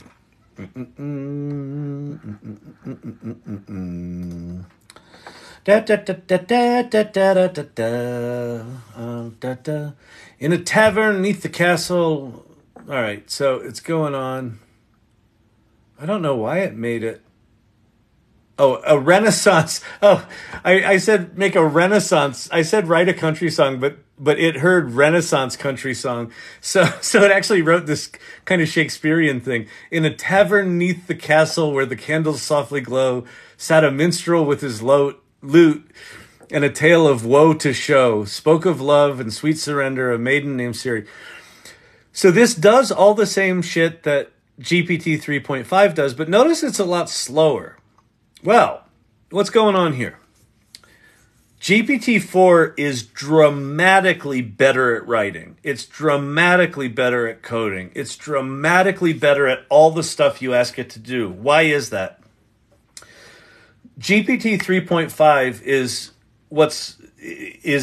what they call a 175 billion parameter model. So it's a single model that's got 175 billion parameters in it. It doesn't matter what those are. It's just a lot.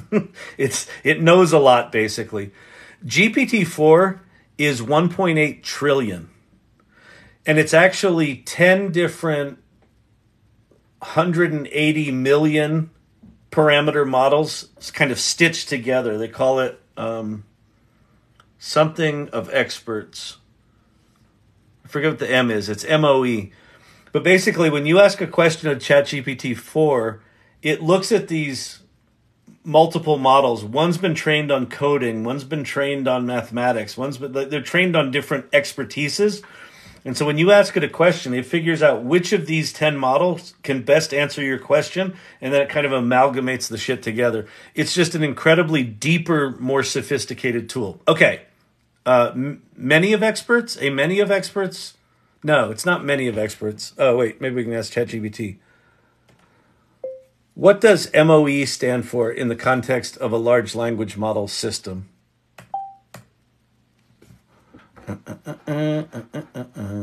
Where is my mouse? Come on, mousy mouse. In the context of MOE, typically stands for mixture of experts. Mixture of experts. That's what it is.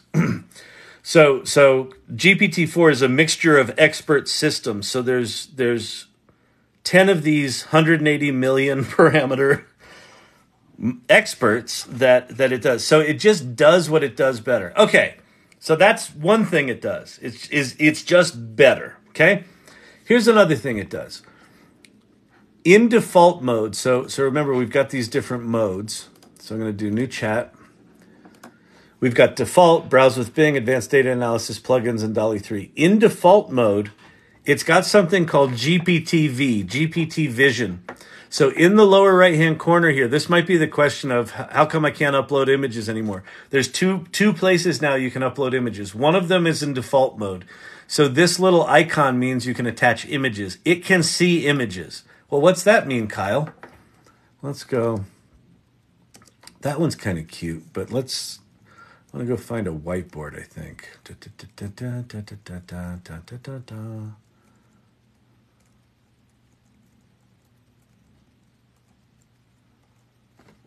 Let me go grab a different whiteboard. Whiteboard.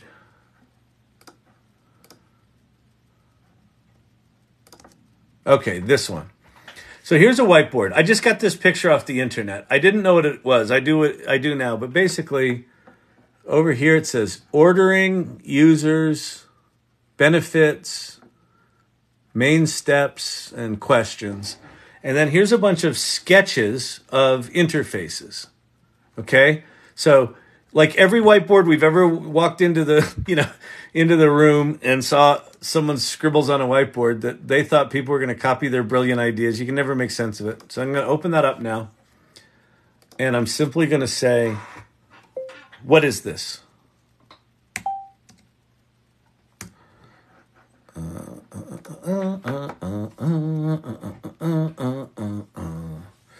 It appears to be a whiteboard sketch or a mock-up of a user interface of an ordering system specifically tailored for use in an international airport setting.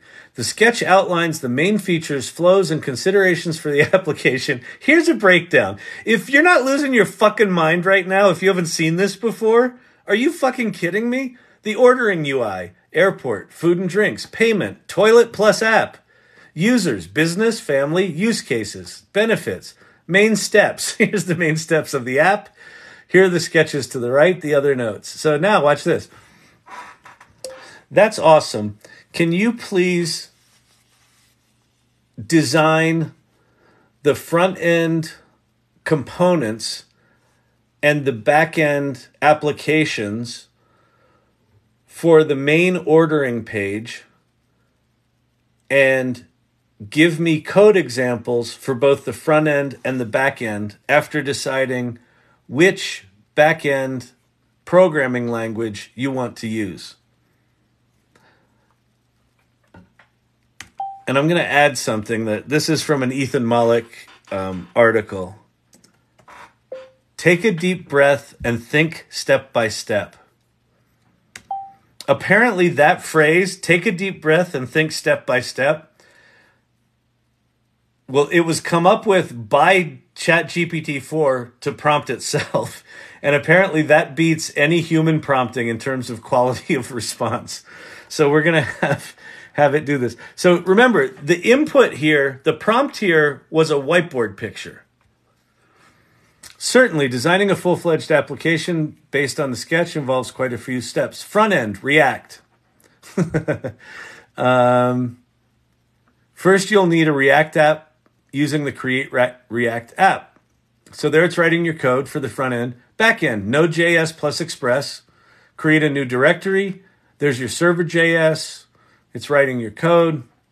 There's your little listener. To run the back end, Node server.js. This setup provides basic storage. Okay, so that's that. Wait, Clint, you sent me a reminder in Discord. Oh, wait.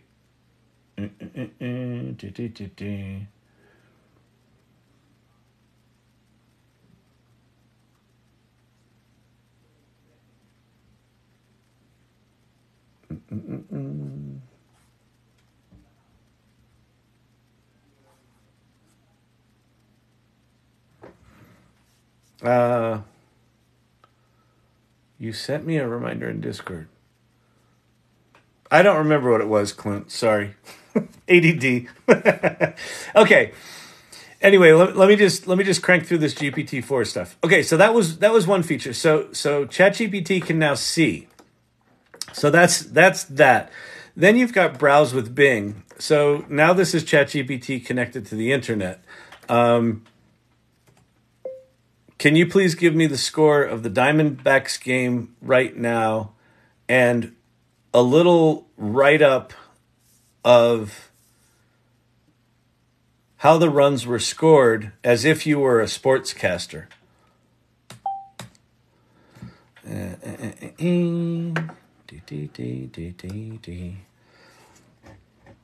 So browsing. So starting up. So now it basically is, this is kind of some of this autonomous agent stuff someone was asking about before, where it's now going off and finding the score. It's like finding whatever site it wants to go search on.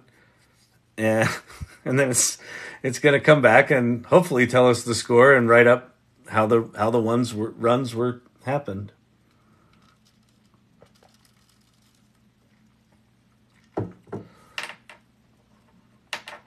Does anyone recall what the website text-to-realization tool was?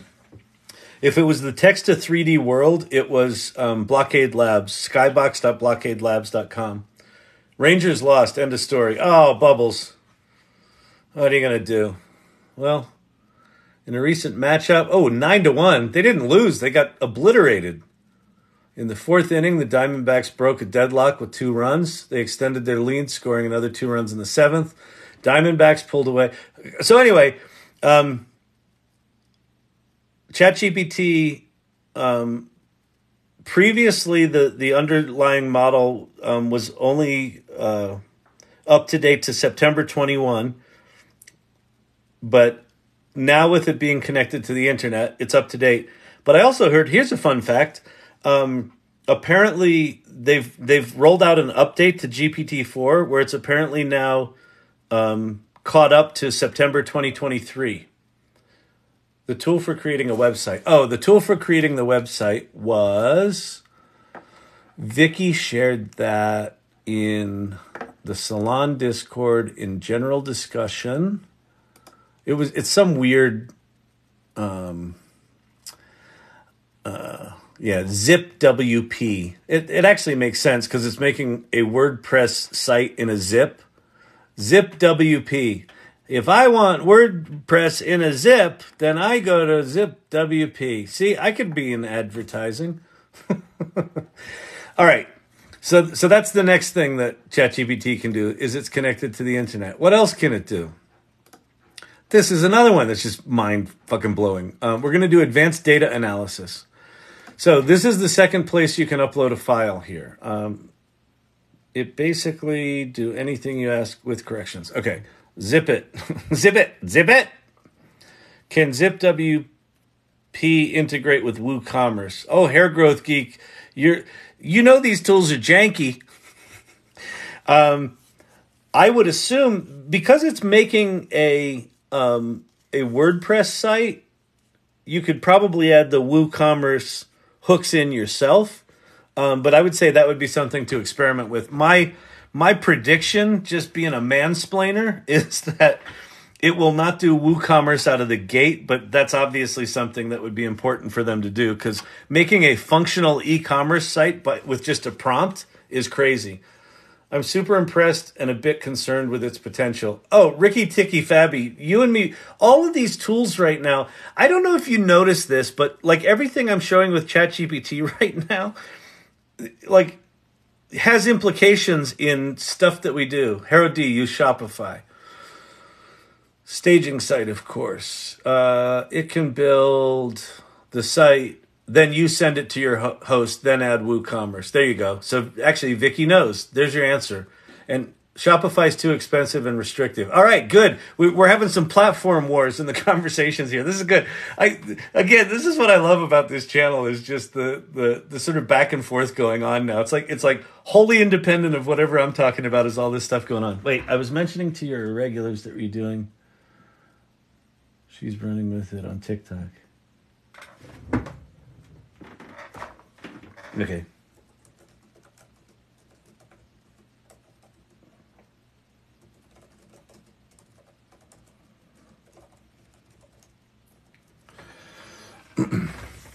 Okay. What to use instead of Shopify? Sounds like WooCommerce. The salon.ai. Okay, you're helping each other. Okay, so now let's go play. So now we're going to play with advanced data analysis.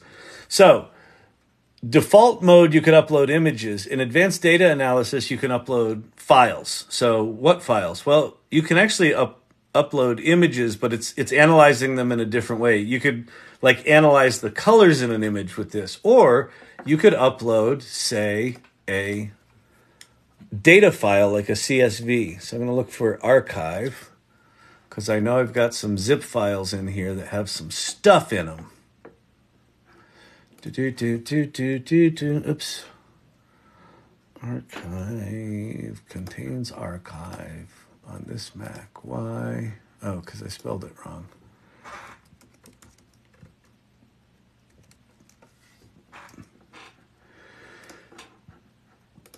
Zip archive. Okay. No, that one's not right. Is it?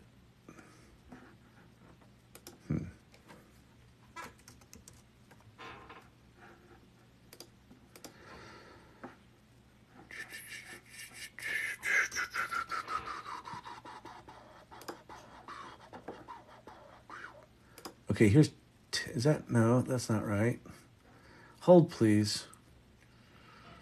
I don't know where my zip files went. Okay, we're gonna go get some data. So I'm going over to a site called Kaggle, Kaggle, where you can get data sets. And I'm going to go to data sets, and then I'm going to search for, I don't know, let's look at what's featured here. Football stadiums, world population, real estate sales for 20 years, League of Legends championship, NBA player shot data set, data job salaries. Okay, here's one. Let's get a big one. Stock exchange data, health and demographics. All right, we'll get stock exchange data. So we go in here, and I'm going to download this 5 megabyte file. So it's archive 16. So then we go back to ChatGPT. I'm going to attach the file. I'm going to go to downloads. There's my archive 16. So I just uploaded a zip file, and now I'm going to say, please open this and tell me what data is in the CSVs contained in this zip, period. Do an initial examination of the data and tell me what's interesting about it. Now watch what this does. So I'm just talking to it. I don't know anything. I don't know about data analysis. I don't know how to do it. I don't know what it is. I know nothing. So what does it do? All right, let's start by extracting the contents of the zip file to see which CSV files are inside. After that, I'll perform an initial examination of the data within the CSV. And then it says working. I can click this show work button. What's it doing? It's actually writing and executing its own Python code. So it imported two libraries, wrote code to execute those libraries to open that zip file. And now here's what the data, here's the CSVs inside. So now it says, let's begin by loading each CSV file and examining its first few rows to get an idea of the data structure. And again, I can go look at what it's done. This is the Python that it wrote using pandas. And it says, here's an initial view. Index data has got these things. This data set appears to contain historical stock index data. This one is metadata about stock indices. And so interesting observations. So it's giving us the observation. Now, all I did was say, what's in this?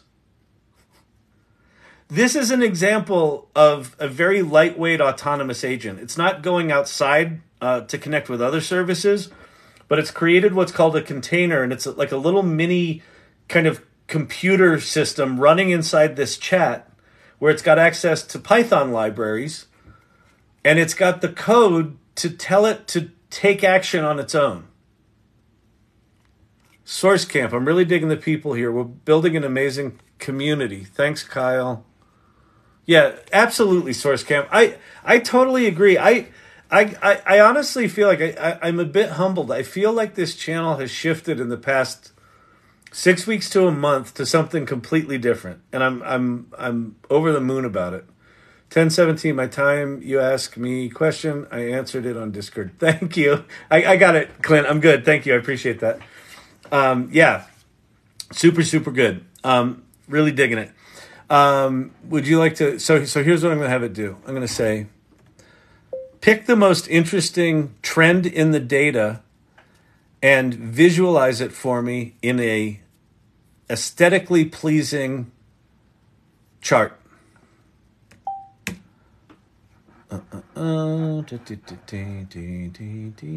Where is my mouse? There it is. All right, let's proceed step by step, identifying a trend. So it's going to identify a trend for us. So again, it's prompting itself. I don't know anything about data analysis. It's helping me. It's teaching me. I do this with my data regularly. Export Shopify data, have it examined based on tags, and segment these. Yeah, exactly. The other thing this can do is, once you figure out what the data is, you can have it create a subset of that data and rewrite it as a new CSV file. You can have it clean up data. Ooh, look at that, Richard. Uses Shopify. All right, so this is off doing its thing. Finished working. I don't know what it's doing right now. Let me go close the door. Champy came back. Hey, buddy. Hey, buddy. You a good boy? You a good boy? Yeah. Oh, that's a good dog. Champy's the best. Champy's the best. These will be so powerful. Analyzer of all medical studies and fraudulent data. Absolutely. Just all stuff. Like, think about what's happening here. I don't know anything at all about, it looks like this thing hung. I don't know anything at all about data analysis. But with this, it's democratized this kind of data analysis to someone like me. Yeah, I apologize, but it seems that something took longer than expected. Let's give it another try. Oh, so look at what it just did. So it ran something. It was too much data for it to deal with. So now it came up with another method. And so now it's writing some new code to go solve its problem. All right, so that's advanced data analysis. It will make a chart. It'll do all sorts of things like that. Use it to create your KPIs and then a graph. Yep, exactly, Richard. Exactly. Oh, look, there's our chart. Look, we're getting richer. Yay, we did it. Yay. This is an amazing tool to analyze your Shopify data. It's like having a data analyst at your side. Yeah, this is not a data analysis tool. This is a data analyst in your pocket. All right, so there's that. So, by the way, if you're just here, someone asked the question earlier, what's the difference between ChatGPT 3.5 and GPT-4? It's not immediately apparent why I would pay the $20. The last 20 minutes or so has been me explaining why I think it's the deal of the century. Okay, then you've got these things called plugins. There's 1,000 of them. Think of this like the App Store for your iPhone or for your Android device, where there's all these different tools. Let me make that smaller so you can see them. There's all these different tools. And I don't have that many installed, actually. I've got, I don't know, maybe 30 installed. If you go to the plugin store and I click for all, there are 257 pages of 4 plugins each. So more than 1,000 of them. And if I type in like art up here, it will show me all the different art plugins. There's an Earth map generator. There's charts. There's, I don't know. Oh, chart is inside. Art is inside chart. Mind art. Career test to help you find your dream job. So there's all these plugins. Now, caveat about the plugins. Most of them are horrible. But there's some cool ones in there. So let me go find one that I like. That was the Vizsla one. That was pretty cool. That made a video last night. There's one in here that I think demos really well, that I think is worth showing, which is Instacart. All right, so I'm going to say, make me a meal plan for a family of 4 that uses as inexpensive ingredients as possible, but is still somewhat healthy. So this is just going to be ChatGPT off doing it. I thought there were only 30 plugins. Yeah, nope. Yeah, 1,000 plus. Yeah, there's hundreds of them. And the thing about plugins, some of them are useful, some of them are not. But like the early days of the App Store for Apple, most of those apps were bad. They weren't even apps. They were just pointers to websites. It looks like either my memory has shit the bed again or stop generating. Let me try it again. Copy, paste.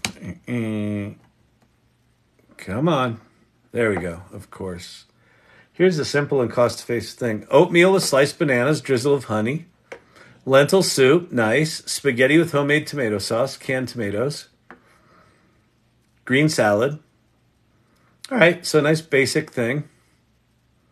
We'll just let that keep going. And what the plugins do is they've got code in them that basically says if the conversation goes to a place that's relevant for me to do my thing, then fire off the plugin. And so what this will likely do, what this should do, is because I'm making a list of recipes or meal plans. Okay, it says, would you like to purchase these ingredients on Instacart? If so, I can generate a shopping list for you. So all I respond is yes. And there's the Instacart plugin. It fires off the Instacart plugin. And then shortly here, it's going to return me a hyperlink to my shopping list. And so I had it write 2 emails and it generated $19,000 in sales. That's awesome, Richard. The content was excellent. It created. Perfect. It's great. All right, great. Here's your Instacart shopping list for a family of 4. You can click on the link to view it. So I'm going to click on the link. And this will take me over to Instacart. Look how clean my screen is. I got rid of all the fingerprints, people. That's not my zip code, but whatever. There you go. That was all generated from that list we just had. From those recipes or, the meal plan we just had. I've been greatly appreciating the depth of your explanation. Oh, that's great. So long, Serenade. I appreciate it because I know I go on a lot, but I mean, to be quite honest, it's like there's a lot here. There's a lot to explore. If you did nothing else but pay $20 a month for ChatGPT and just explored all of what it could do, you could transform yourself and your business. I'm absolutely convinced of that. Not only am I convinced of that, I'm witnessing it in real time in this channel, in this community. It's amazing. All right, so last thing we're going to look at is DALL-E 3. And this one, again, is just fucking staggering. It's like, and then I'm going to show you this. Can 2 people use the same paid ChatGPT account? I suppose if you share the same password, sure. But I don't know if you can run it at the same time. But possibly.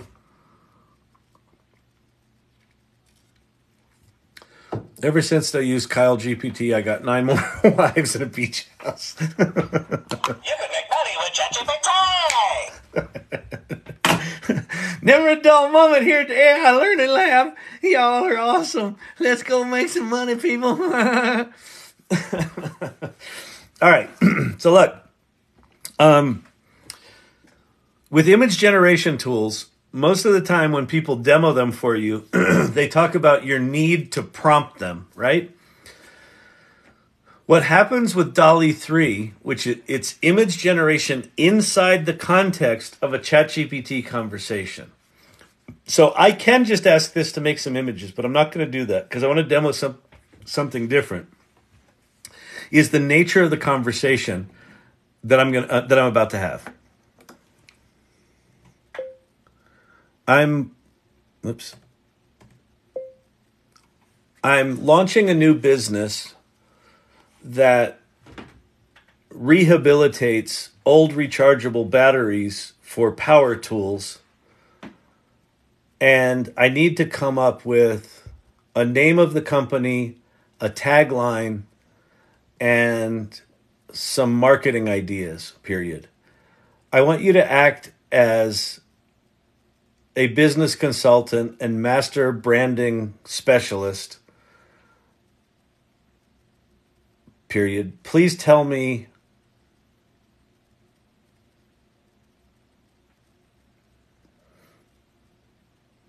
the 3 most important things I need to know for my brand. All right.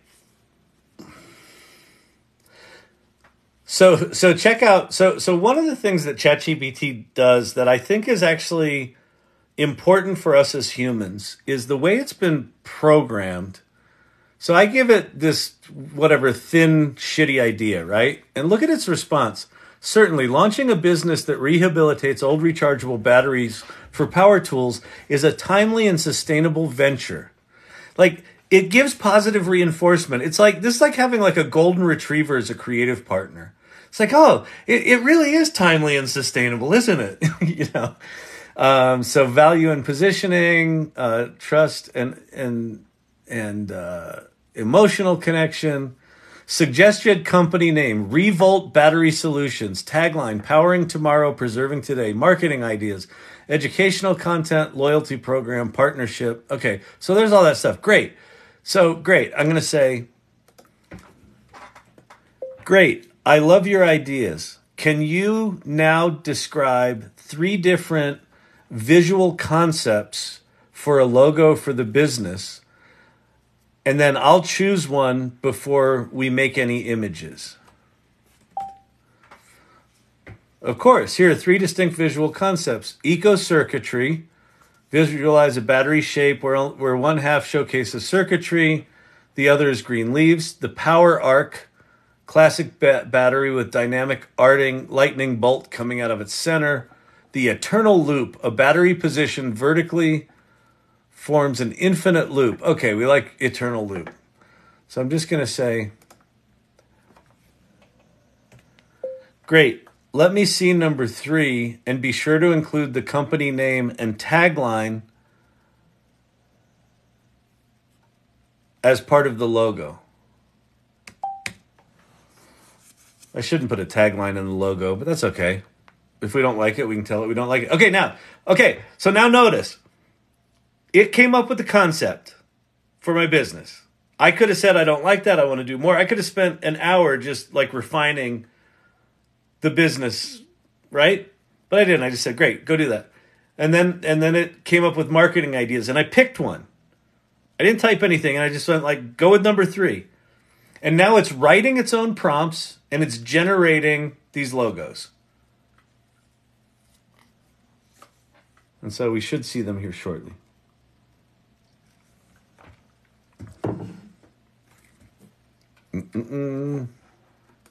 Come on. There we go. Here are the 2 things. Revolt Battery Solutions.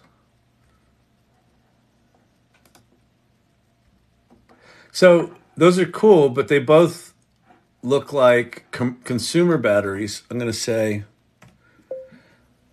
I actually love the look and feel of those. But the batteries are more like consumer batteries, and I want rechargeable batteries for power tools. So could you make it look more like a power tool battery than a consumer battery? And so now it's going to go off and do that. Now, what is this like? If you've ever worked with an ad agency or you've ever worked with an art director or if you've ever done any creative directing in your day, this is what it's like. I'm like working with this entity that is not a person, but it's super polite to me. It's super supportive. It's generating these images based on my input. It created images that they were both certainly usable. They were both at least a starting point for a logo. And I said, yeah, but they're not quite right. Do it again. There you go. Did it again. Revolt Battery Solutions. Revolt Battery Solutions. I could launch this business within an hour of having the idea. Think about that.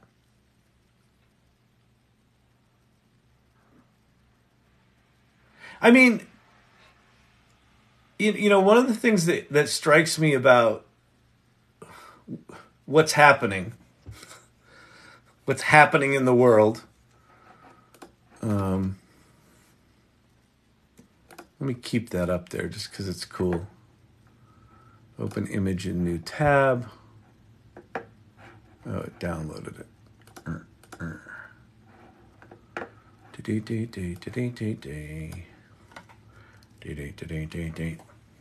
So there's our cool business.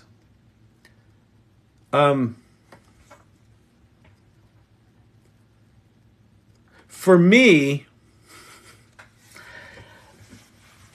the phrase that keeps popping into my head about what's happening right now is what I'm calling the gamification of productivity. I have an idea, and I can go from whisper of an idea, just some kind of ADD fucking fever dream, which, you know, with ADD you have like 40 of those an hour, And I can go from fever dream to some articulated version of that, to a logo, to a brand, to a marketing campaign, to a website, ZipWP, that Vicky shared with us. I could go to, so I can take that as my logo. I can go to ZipWP and type in, I need a website. Actually, maybe we should, I don't think I have access to it. I think it's just in beta right now. Damn it.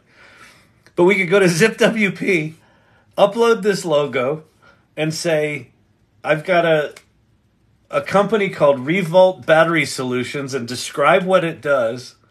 Build a website, launch it. You could launch this like as a launched business in 2 hours from nothing. So one of the gauntlets I think that we all need to go through with this AI stuff is the existential threat gauntlet, which is, okay, I'm a copywriter. This thing writes copy really good. Oh, fuck, what do I do? Well, you go learn what this tool does really good, right? And so you go in and what you realize is, oh, it's really good at that. And there's some advantages to it, which is, oh, I've still got my copywriting skills. I can use this tool to accelerate how I do what I do, maybe do grammar checking, right? So it can actually augment the work that you currently do.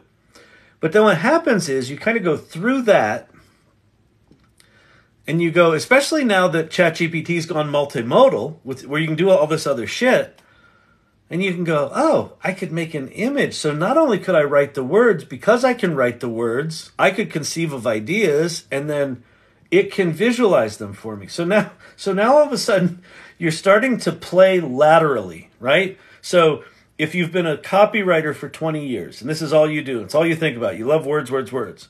Well, now those words are a gateway into all these other capabilities, talents, where you might enjoy creating imagery, but you've never been good at it. Like I never learned Illustrator or Photoshop, and I'm not good at sketching. Okay, now you are.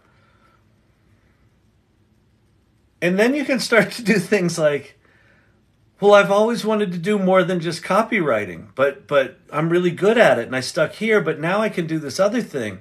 And maybe that turns into a whole new thing. Like I feel like all of us are not only going to be confronting the sort of existential dread part of this, but we're also going to be confronting, what if I could do something else?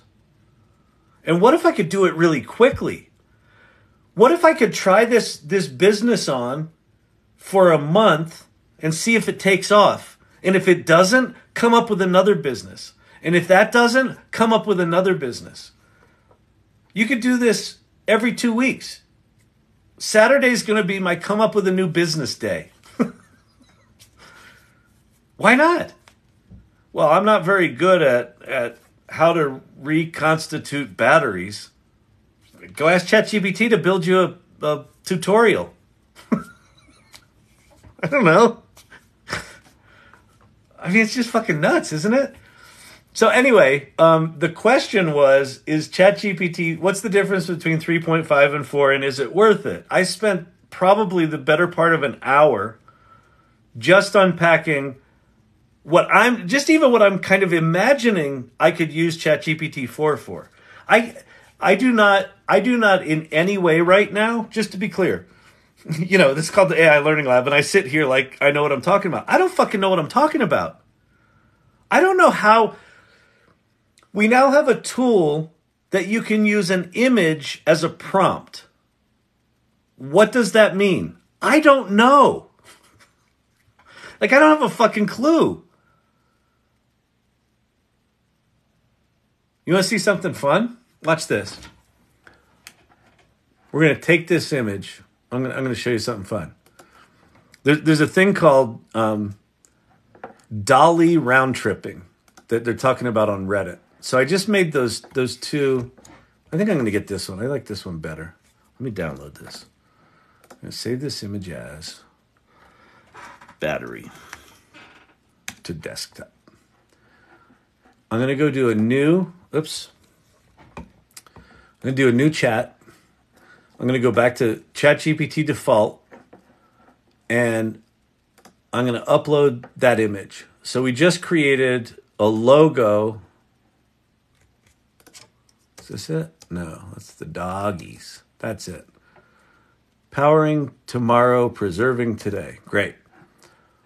I'm going to open that. So I'm uploading that image, and I'm going to go, please describe this in as much detail as possible.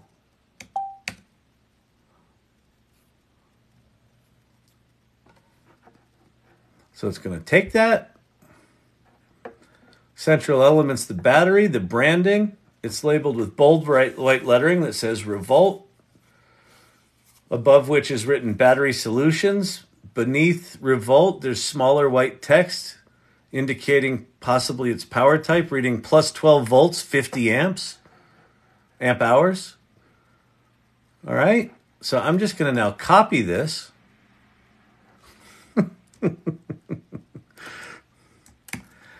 And I'm going to switch into the new mode of DALL-E.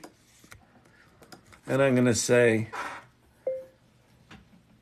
please reimagine the image described here and give me 2 unique options that still capture the essence of the image described.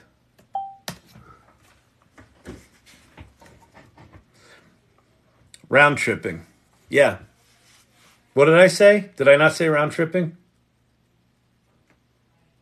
Or was that the plus is like, yes, round tripping's cool. Of course, provide me with the description. Oh, and then I didn't give it the description. All right, here's the description. There you go, DALL-E. There's your description.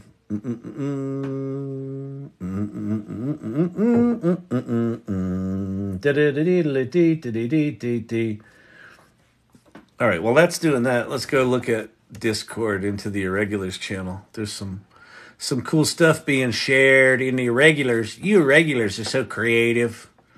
Ooh, those are nice. Joker, nice images. What else we got here? That's Joker as well. That's Forever Hooked. Did those things, which are super great. Silver Fox with the beautiful fall imagery. Very nice. Ted Looks at Life, killing it. There's JRC. Oh, yeah, that's that thing. We looked at this earlier. Lernios. Wait, JRC, I shared this. We need bowls for this big for cereal. That's good. Oh, that's nice. Ted Looks at Life. Oh, that's cool. Nice. Caverno. Jivago, that's what your name is. I've got to give you access. I got to give you a different role. Wait, hang on. Let me do it now. Can I do it? Yeah. All right, now you're a mod in the Discord as well. Someone's doing the battery thing. Ted Looks at Life. Cool. All right, so let's go see. Here's our 2 unique. Oh, that's cool. So now it created Revolt Battery Solutions. It's like a battery with shit growing out of it. That's actually pretty cool. So now I could take these and go back and have it. Wait, can you say what round tripping is? Yes, I can. So round tripping, so I'll do it again. So I had DALL-E create a logo for a business. I then took the output of that into ChatGPT Vision, and I had it describe the logo. And then I went back to DALL-E and I said, reimagine whatever's described here. So now I'm going to do it again. Let me take, I think this one's got the cooler style. So now I'm going to take this. I'm going to call it Battery 2.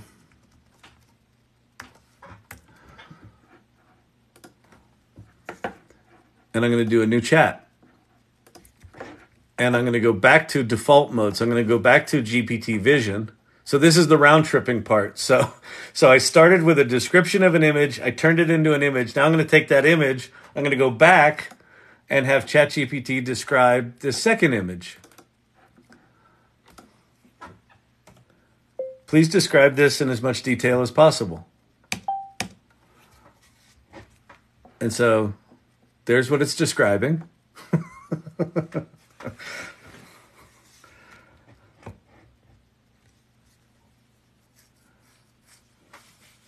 Forever hooked. Ah, the power to change someone's role in life. 'Tis good to be a god, methinks. I mean, seriously, these tools are going to allow us to. I just keep going back to this thing. Like, they're giving us fucking superpowers.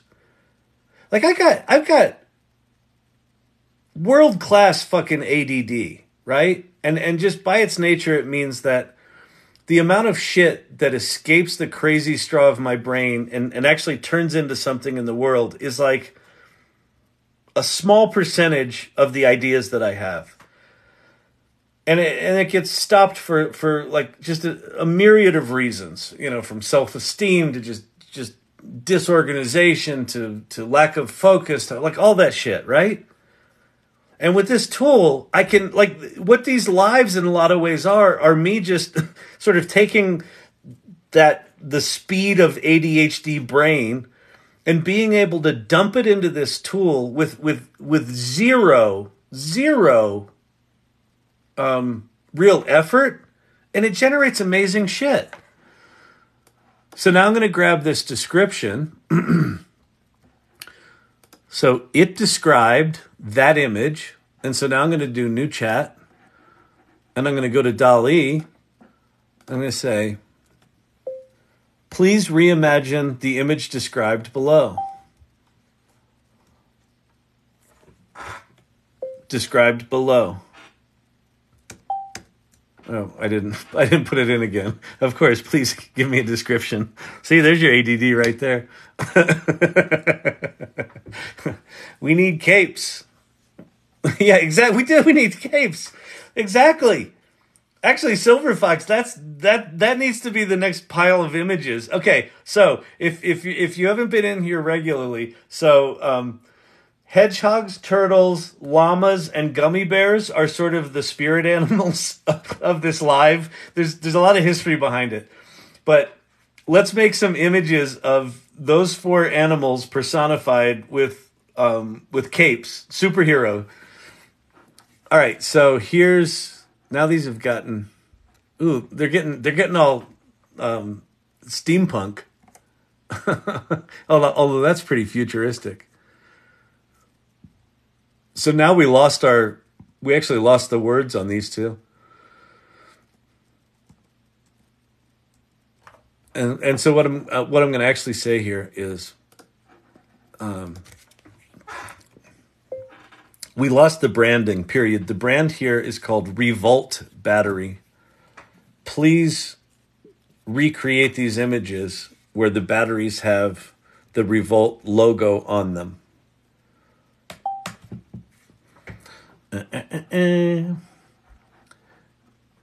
But now, if you think about, so here's another thing about this. For the past 9 or 10 months, what we've heard a lot about, if you've been paying attention to this AI stuff at all, is you've got to be a prompt engineer. Become a prompt engineer. Prompt engineer is the job of the future. I'm not really prompting right here. I'm having a creative conversation, and this thing is prompting itself. So, boom, instant. It's fucking amazing. Fucking JRC.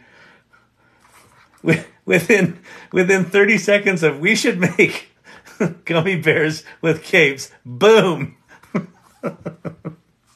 Amazing.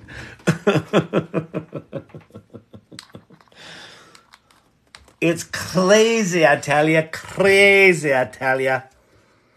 Just nuts. Fantastic. Fantastic, Bob. Tell him what he's won. You won a new car. There you go. There's our Revolt thing. So now we have this, completely different image compared to... Wait, where was it?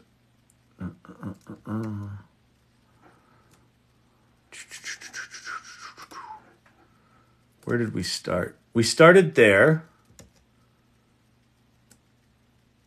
And we ended there with two round trips, right? We took that. We had ChatGPT describe that. We then took that description, made a thing. We had it describe that, and then we made another thing, and then we did one change on that. And you're telling me when someone says to you, oh, but AI can't be creative. Really? Really? Really? Can't be creative. Thank you, Silver Fox. Thank you so much. Can't be creative. My ass. I have never been more... Oh, Silver Fox, thank you so much. It means a lot. I have never been more inspired, more creatively alive. I am so full of ideas right now. Look at this. Sherry D with the irregulars. This is like we can sell little characters. Do you know what's funny, Sherry? We're not that far from being able to like 3D print things in multiple colors where there's services that'll just generate this. And we're also not that far from being able to take a 2D image like this and turn it into 3D models. Like we're within spitting distance of being able to create a stupid, like instant image like this and go, oh, those are cute. I'd like to have them on my desk. Out it comes. Vicky, I 3D print in multiple colors. There you go. Like we're really not that far. I think I pooped. Memory. Digital gods.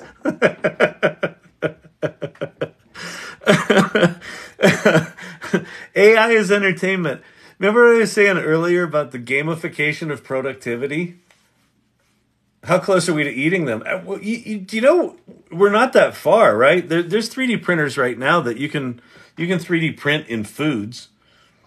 And I think that technology will get to the point that, you know, yeah, spin me up a marzipan gummy, right?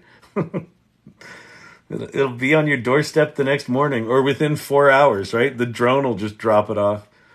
Collect them all. Exactly. You can make money with ChatGPT. But, well, seriously. Oh, cool. There's a cool thing from Herod. Revolt. All right. Herod's now showing off with his Laura with that's a much better Revolt logo than the ones I did, Herod. I'll give you that. Listen, buddy. Just because you made a stable diffusion thing that can do text and you've got some kick-ass, you know, fonts in there to start with, I'll give you that. I support your efforts to drive my cute little eco batteries into the ground. I'd much rather buy from that company than this one. But still, different strokes.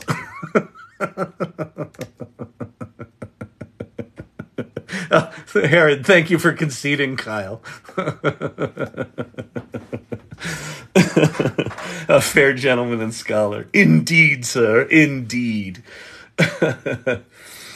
Oh, man. Thank you, Hair Growth Geek. Hair Growth Geek. I can't turn my brain off after these sessions. Then I can't sleep. I know. I'm the same way. I made a pic that said, I will only communicate with images from now on. Exactly. I think I pooped. Oh my God, this community's the best. Oh.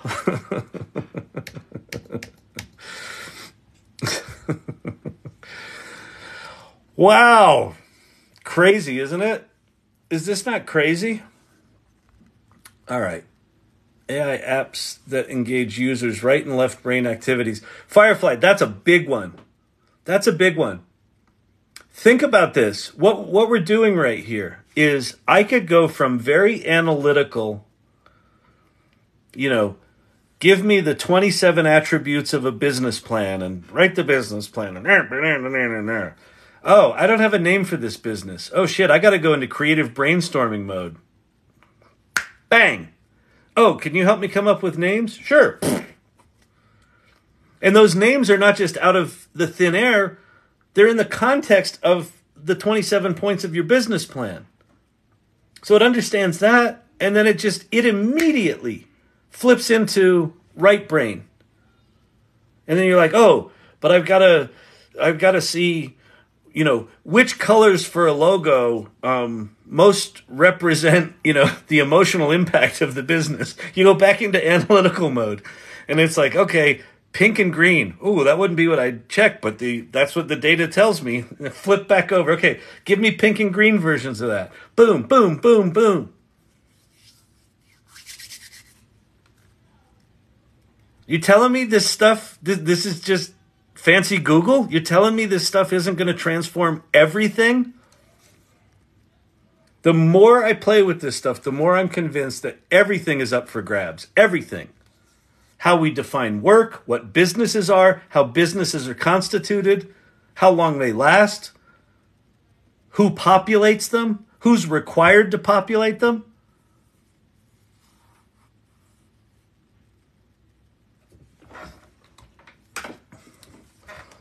Oh, Source Camp. Look what Source Camp's doing. They're so sweet.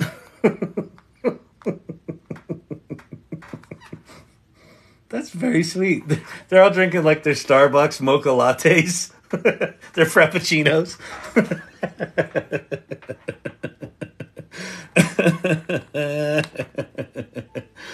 That's so cute. I want one of those coffees. Oh, it's iced coffee because I drink iced coffee. Look, I've been going so long, all my ice melted. If you're asking, why do I drink? Oh, it's a full moon tonight? No wonder I feel so batshit crazy. I feel loony tonight. Loony. L-U-N, right? I feel literally loony, apparently. My problem. Tomorrow morning, I forget all of the... Wait, what was that again? Someone pin that again? I lost that right at the end. What constitutes creativity? My problem. Tomorrow morning, I forget all the ideas I had while I lay in bed watching this. Just keep coming back. That's the thing. Oh, well, look at your name, Athena Luna. This is your night. Just keep coming back. I mean, do you remember the Jay Leno commercial, the Doritos commercial, where he's like, "Eat all you want, we'll make more."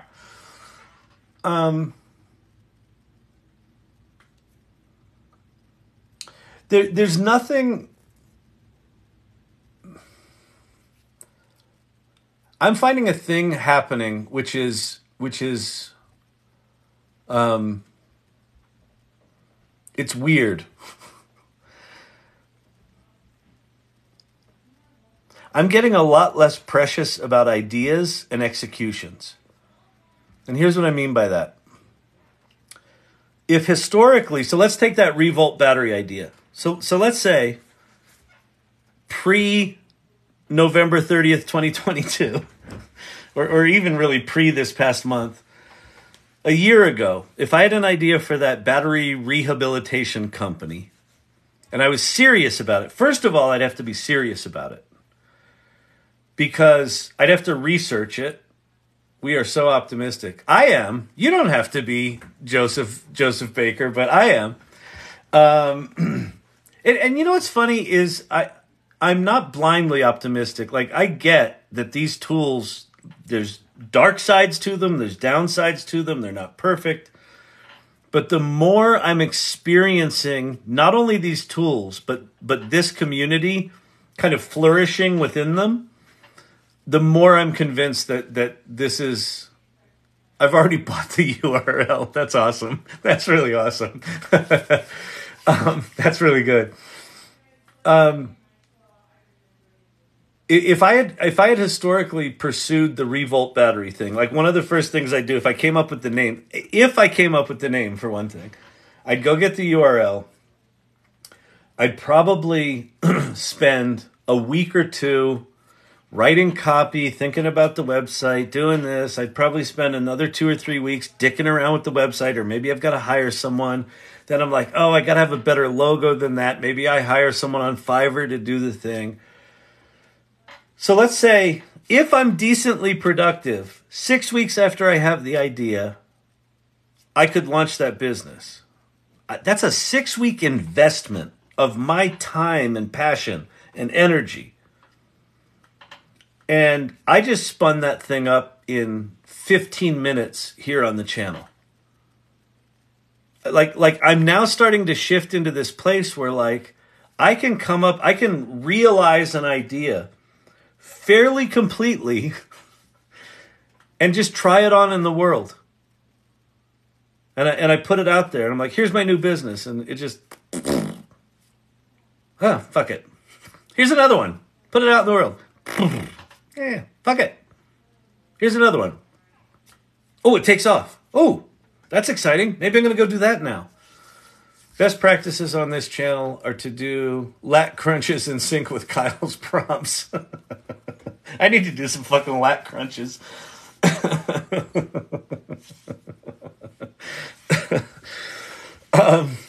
Yeah, I know. There's a lot of sitting around here. My workshop students, Source Camp, are having convos with friends, family, and reporting back to me. So many are scared. So many are scared.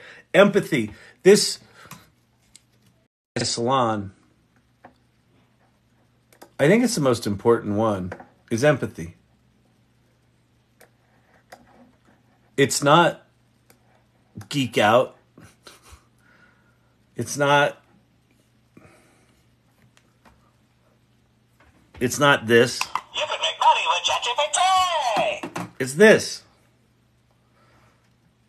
This shit's scary.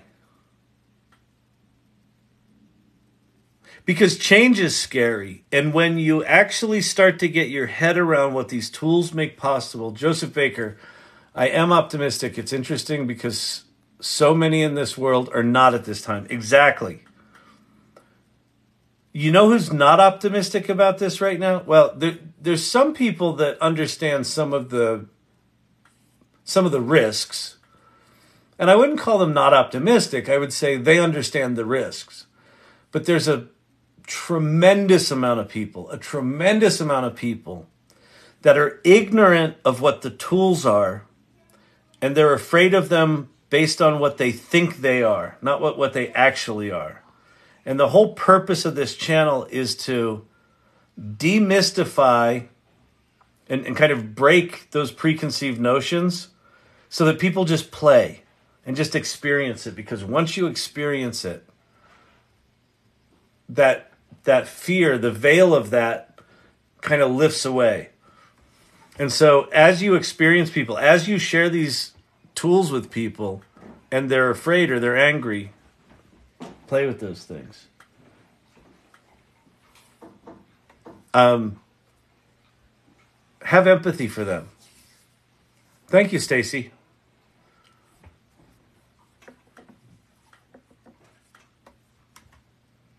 All right. Okay, he's back. I must have frozen. Did I freeze?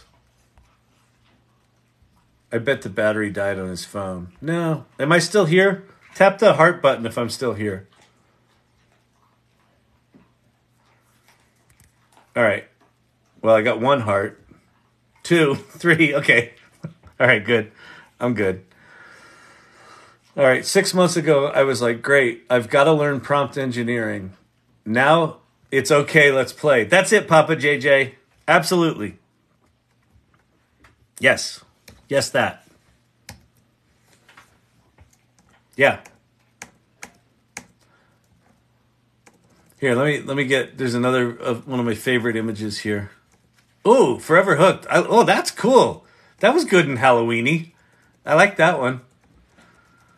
And thank you for those gifts. They make a difference. This image, AI Anonymous, with all the llamas and turtles sitting around the the circle. Hi, my name's Kyle. I'm into AI. Hi, Kyle. It's been 3 minutes since I've made an image in DALL-E. Oh, I've been there. I'm afraid of the risks, but know that I'll be happily busy with using these tools till my last breath. Yeah. Hey, if nothing else, we get to have some fun playing with these tools. We might get to reinvent ourselves. We might get to rediscover. Like one of the common themes I'm hearing as I'm talking to people is that what they're sharing with me is they're rediscovering joy. Like the joy of possibility, the joy of reinventing yourself, the joy of learning something new. Like if you think about, I mean, I think we've all had this experience. You meet someone who's really good at Photoshop and you're like, oh my God, Photoshop's so amazing. I want to go learn Photoshop. And then you go spend $250 or whatever the hell it is these days. And you get Photoshop and you get in there and you realize, oh my God, like the tool is like massively complicated. And then just to learn how to select stuff and change stuff and remember where any of the menus are, there's this whole sort of technical gauntlet you have to go through. And then you take the time to learn all that shit, and then you realize, oh, shit, I'm not talented. or like, I can't draw. Or, you know, when did you first discover the AI Learning Lab? Oh, that's a cool survey. Please fill that out. That's awesome. Oh, my God, there's some cool images coming in. Here, let me show them to you. But like, it's like now. It's like you just get to instantly get there. You don't have to go through that gauntlet of months or sometimes years of just getting to the point where you feel like, okay, I can make an image that doesn't embarrass me. Have you ever listened? There's a really good Ira Glass. Maybe I'll go find it. Well, wait. Let me show you some images. And I'm gonna go play this Ira Glass thing. It's one of my favorite of his things. Nice.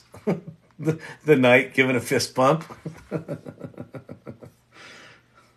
Ted looks at life. Full moon, people.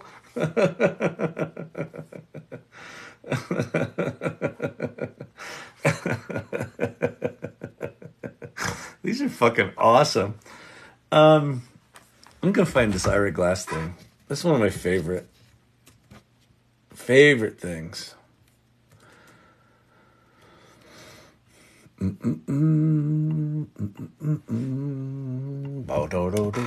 Oh, wait, I got my keyboard down here. I don't have to reach in front of the camera. YouTube. I'm going to do Ira Glass taste.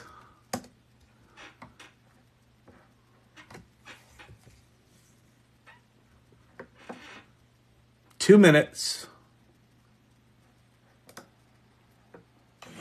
What if I told you that you can use motion array to improve your videos fast? For example, nobody tells people who are beginners, and I really wish somebody had told this to me, is that all of us who do creative work, like, you know, we get into it, and we get into it because we have good taste. But it's like there's a gap that for the first couple of years that you're making stuff, what you're making isn't so good, okay? It's not that great. It's trying to be good. It has ambition to be good, but it's not quite that good. But your taste, the thing that got you into the game, your taste is still killer. And your taste is good enough that you can tell that what you're making is kind of a disappointment to you. You know what I mean? A lot of people never get past that phase. A lot of people at that point, they quit. Yep. And the thing I would just like say to you with all my heart is that most everybody I know who does interesting creative work, they went through a phase of years where they had really good taste. They could tell what they were making wasn't as good as they wanted it to be. They knew it felt short. It didn't have this special thing that we wanted it to have.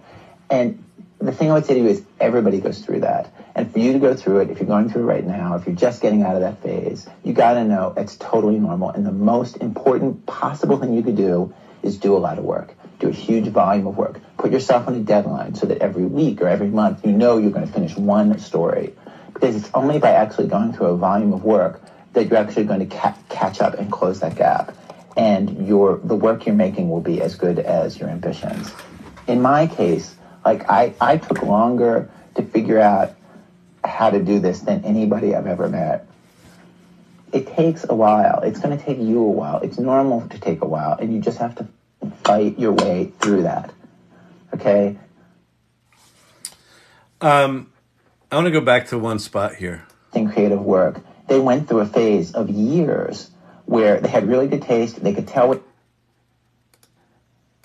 who does interesting creative work. They went through a phase of years went through a phase of years. So if you've ever tried to do a new thing, and this is Malcolm Gladwell's 10,000 hours, right? From Outliers, that to gain some level of expertise, you have to put in your 10,000 hours. I think the 10,000 hour rule is dead. There are some things, maybe things that require physical dexterity, where that's still there. But with all this knowledge work and all this creative work, if I spent a month intensely focused in the data analysis tool in GPT, I could probably be decently world-class at data analysis. With these images, I can't start the poll because there's a pinned image. As soon as that goes away, I will start the poll. There you go. With DALL-E, we can be making images right now just by, like, whether you've got talent or not. You can just take stupid ideas out of this conversation and turn them into these things that are good, that actually pass this Ira Glass test. What are the implications of that? That we as human beings are shifting from a mode where we have to spend years suffering, having better taste than our ability to generate shit. And all of a sudden, overnight, we can now generate things that meet or exceed our taste. Holy shit. Holy shit. I hate writing, but I'm over 7 chapters into a book. There you go, Joker. The implications, Herod, the implications are we can do what we actually enjoy. What if, rather than us entering a dystopian era where the robots are going to kill us, what if we're entering an era where we can actually do the things that we enjoy?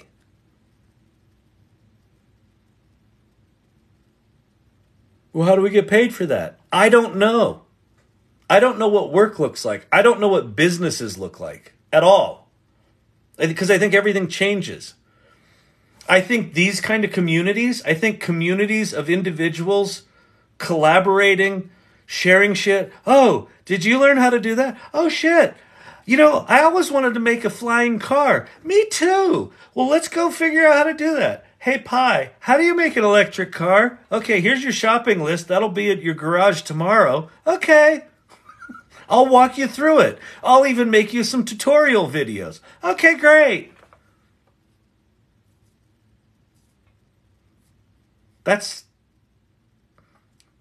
a plausible 3 to 5 year technology, like what I just described. I want to do something completely out of the realm of my expertise, but I always wanted to make a flying car. Well, now you can, or you'll be able to.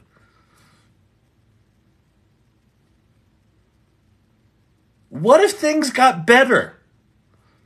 What if these tools weren't just giving us more productivity so we could be a more efficient cog in the wheel or in the machine? What if they actually freed us from that machine? What if these tools became the things that became the cogs in the machine and free us up to, as Herod put it, do what we really want to do? What would we do? It would probably look a lot different than what we're all doing today.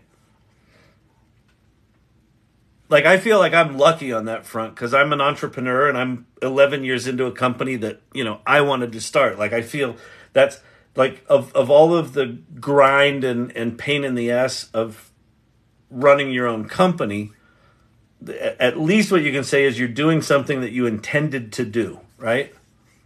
And I feel like that's a massive privilege. What if more of us could do that more regularly?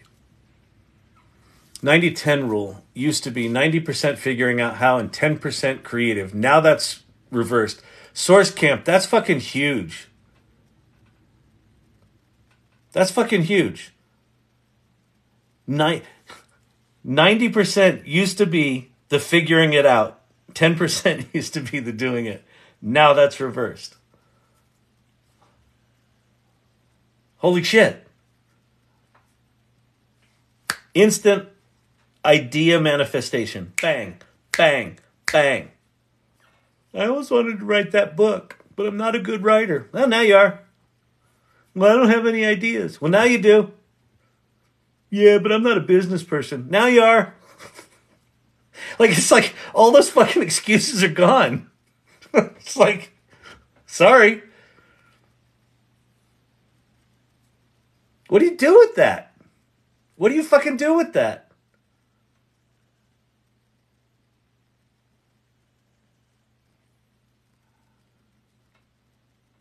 Who's that? Joseph Baker. I think the there's something. I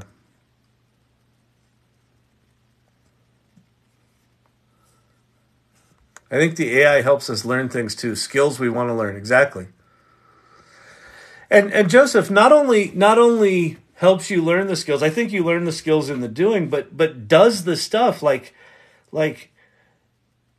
my first real epiphany with ChatGPT was like the week after it came out, where I air quotes wrote a Python program. But I didn't write a line of Python, not one line. I edited a couple of things because I could see what was in there, and I'm like, oh, I want to change those words. But I didn't write, I don't know Python syntax. I don't at all.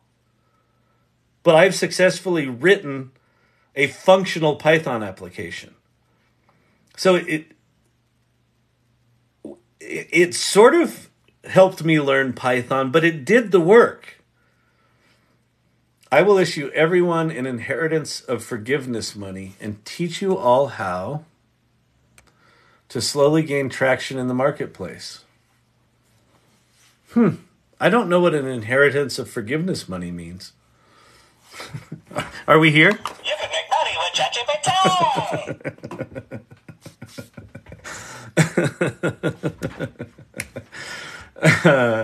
Hi, my name's Kyle. I've been in AI for 2 years now. Hi, Kyle. It's been 3 days since I started a business. Oh, congratulations.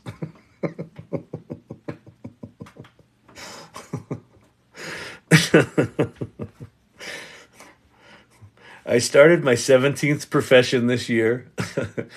And maybe it happens fast enough to hold the neurospicy's attention till it's complete. I think it does. Silver Fox. I've been more productive. I've been more productive in the past year in terms of ideas gotten out of my head and ideas executed than ever in my life in the past 11 months. By far.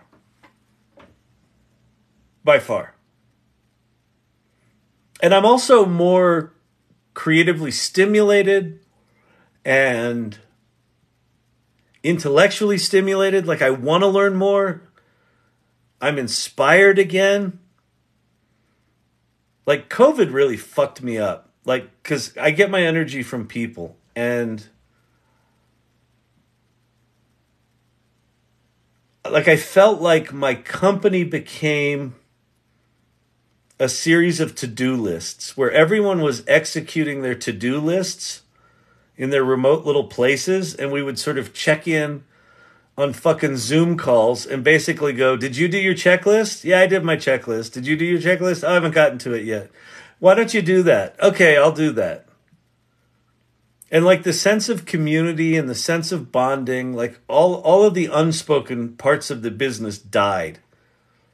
And it just depressed the fuck out of me. And I feel like in the last year that feeling's been slowly like leaching out of me. And it's being replaced with this sense of possibility. I've created more images in the last month than I ever have in my life. Yeah. And you don't have to get precious about them, right? You can go, oh, look at this. And people go, oh my God, that's amazing. I'm like, oh yeah, I did. Check this one out. That's amazing too. How are you doing this? I got a thing. You want to see? You want to make some? Come on. Herod with his Laura with the fucking cool letters. Not only did he make an image, he made a model, a Laura, that takes stable diffusion that can't do letters, and now it does letters because of the thing he made.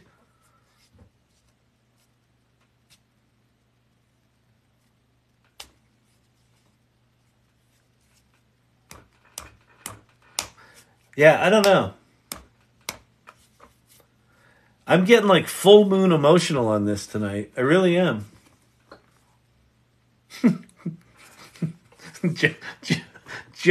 Joker.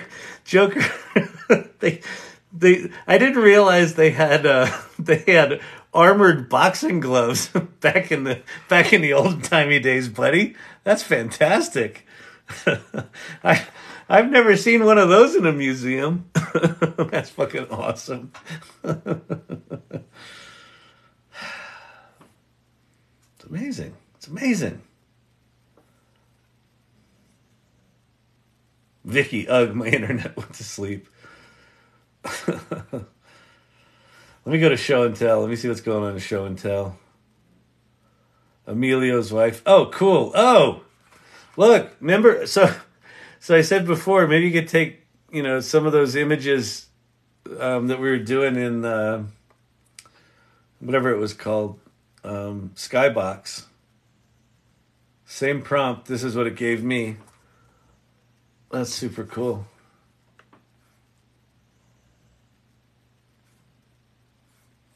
Oh, these are cool. Look at these. Been interpreting dreams for friends with DALL-E 3. Oh, that's such a cool idea. I can now see what they see. They're blown away. Wow. Wow. Yeah. I mean, that would be a super cool app to create, wouldn't it? That it's actually, okay, here's an app idea. And you're like, but I don't know how to make apps, Kyle. That's okay. Just have ChatGPT code it for you and have it teach you how to launch it on the App Store. Create an app that you can even incorporate it into the screensaver in iOS. Create an app that if you wake up and remember a dream, you basically just hit the record button. It records your dream. It records what you say about your dream. And then it then generates a report for you. So you wake up in the morning and it's like, here's the transcription of your dream. Here's the analysis of your dream. And here's 4 images or however many. Like here's a series of images that represent your dream. How cool would that fucking be? Like, you could build that today with Zapier or Bubble or one of the no-code tools. Go build a dream analyzer. You wake up, it's just a big red button. It's like dream talk. Say what your dream was. I was dreaming I was walking down the street, and then I was in a little rowboat, and then the rowboat sank, and then I felt the water squish over my face, and I woke up and I was scared. Click. Go back to bed. And you wake up in the morning like, oh, fuck, I remember that now. That'd be cool. Instant manifestation of ideas. We're not there yet. The tools are still janky pieces of shit, right? You still got to earlier someone asked me, what's the difference between ChatGPT and ChatGPT 4 or 3.5 and 4? And it took me an hour to explain just even what's possible in ChatGPT. because I can't shut the fuck up. But it's deep. There's a lot there.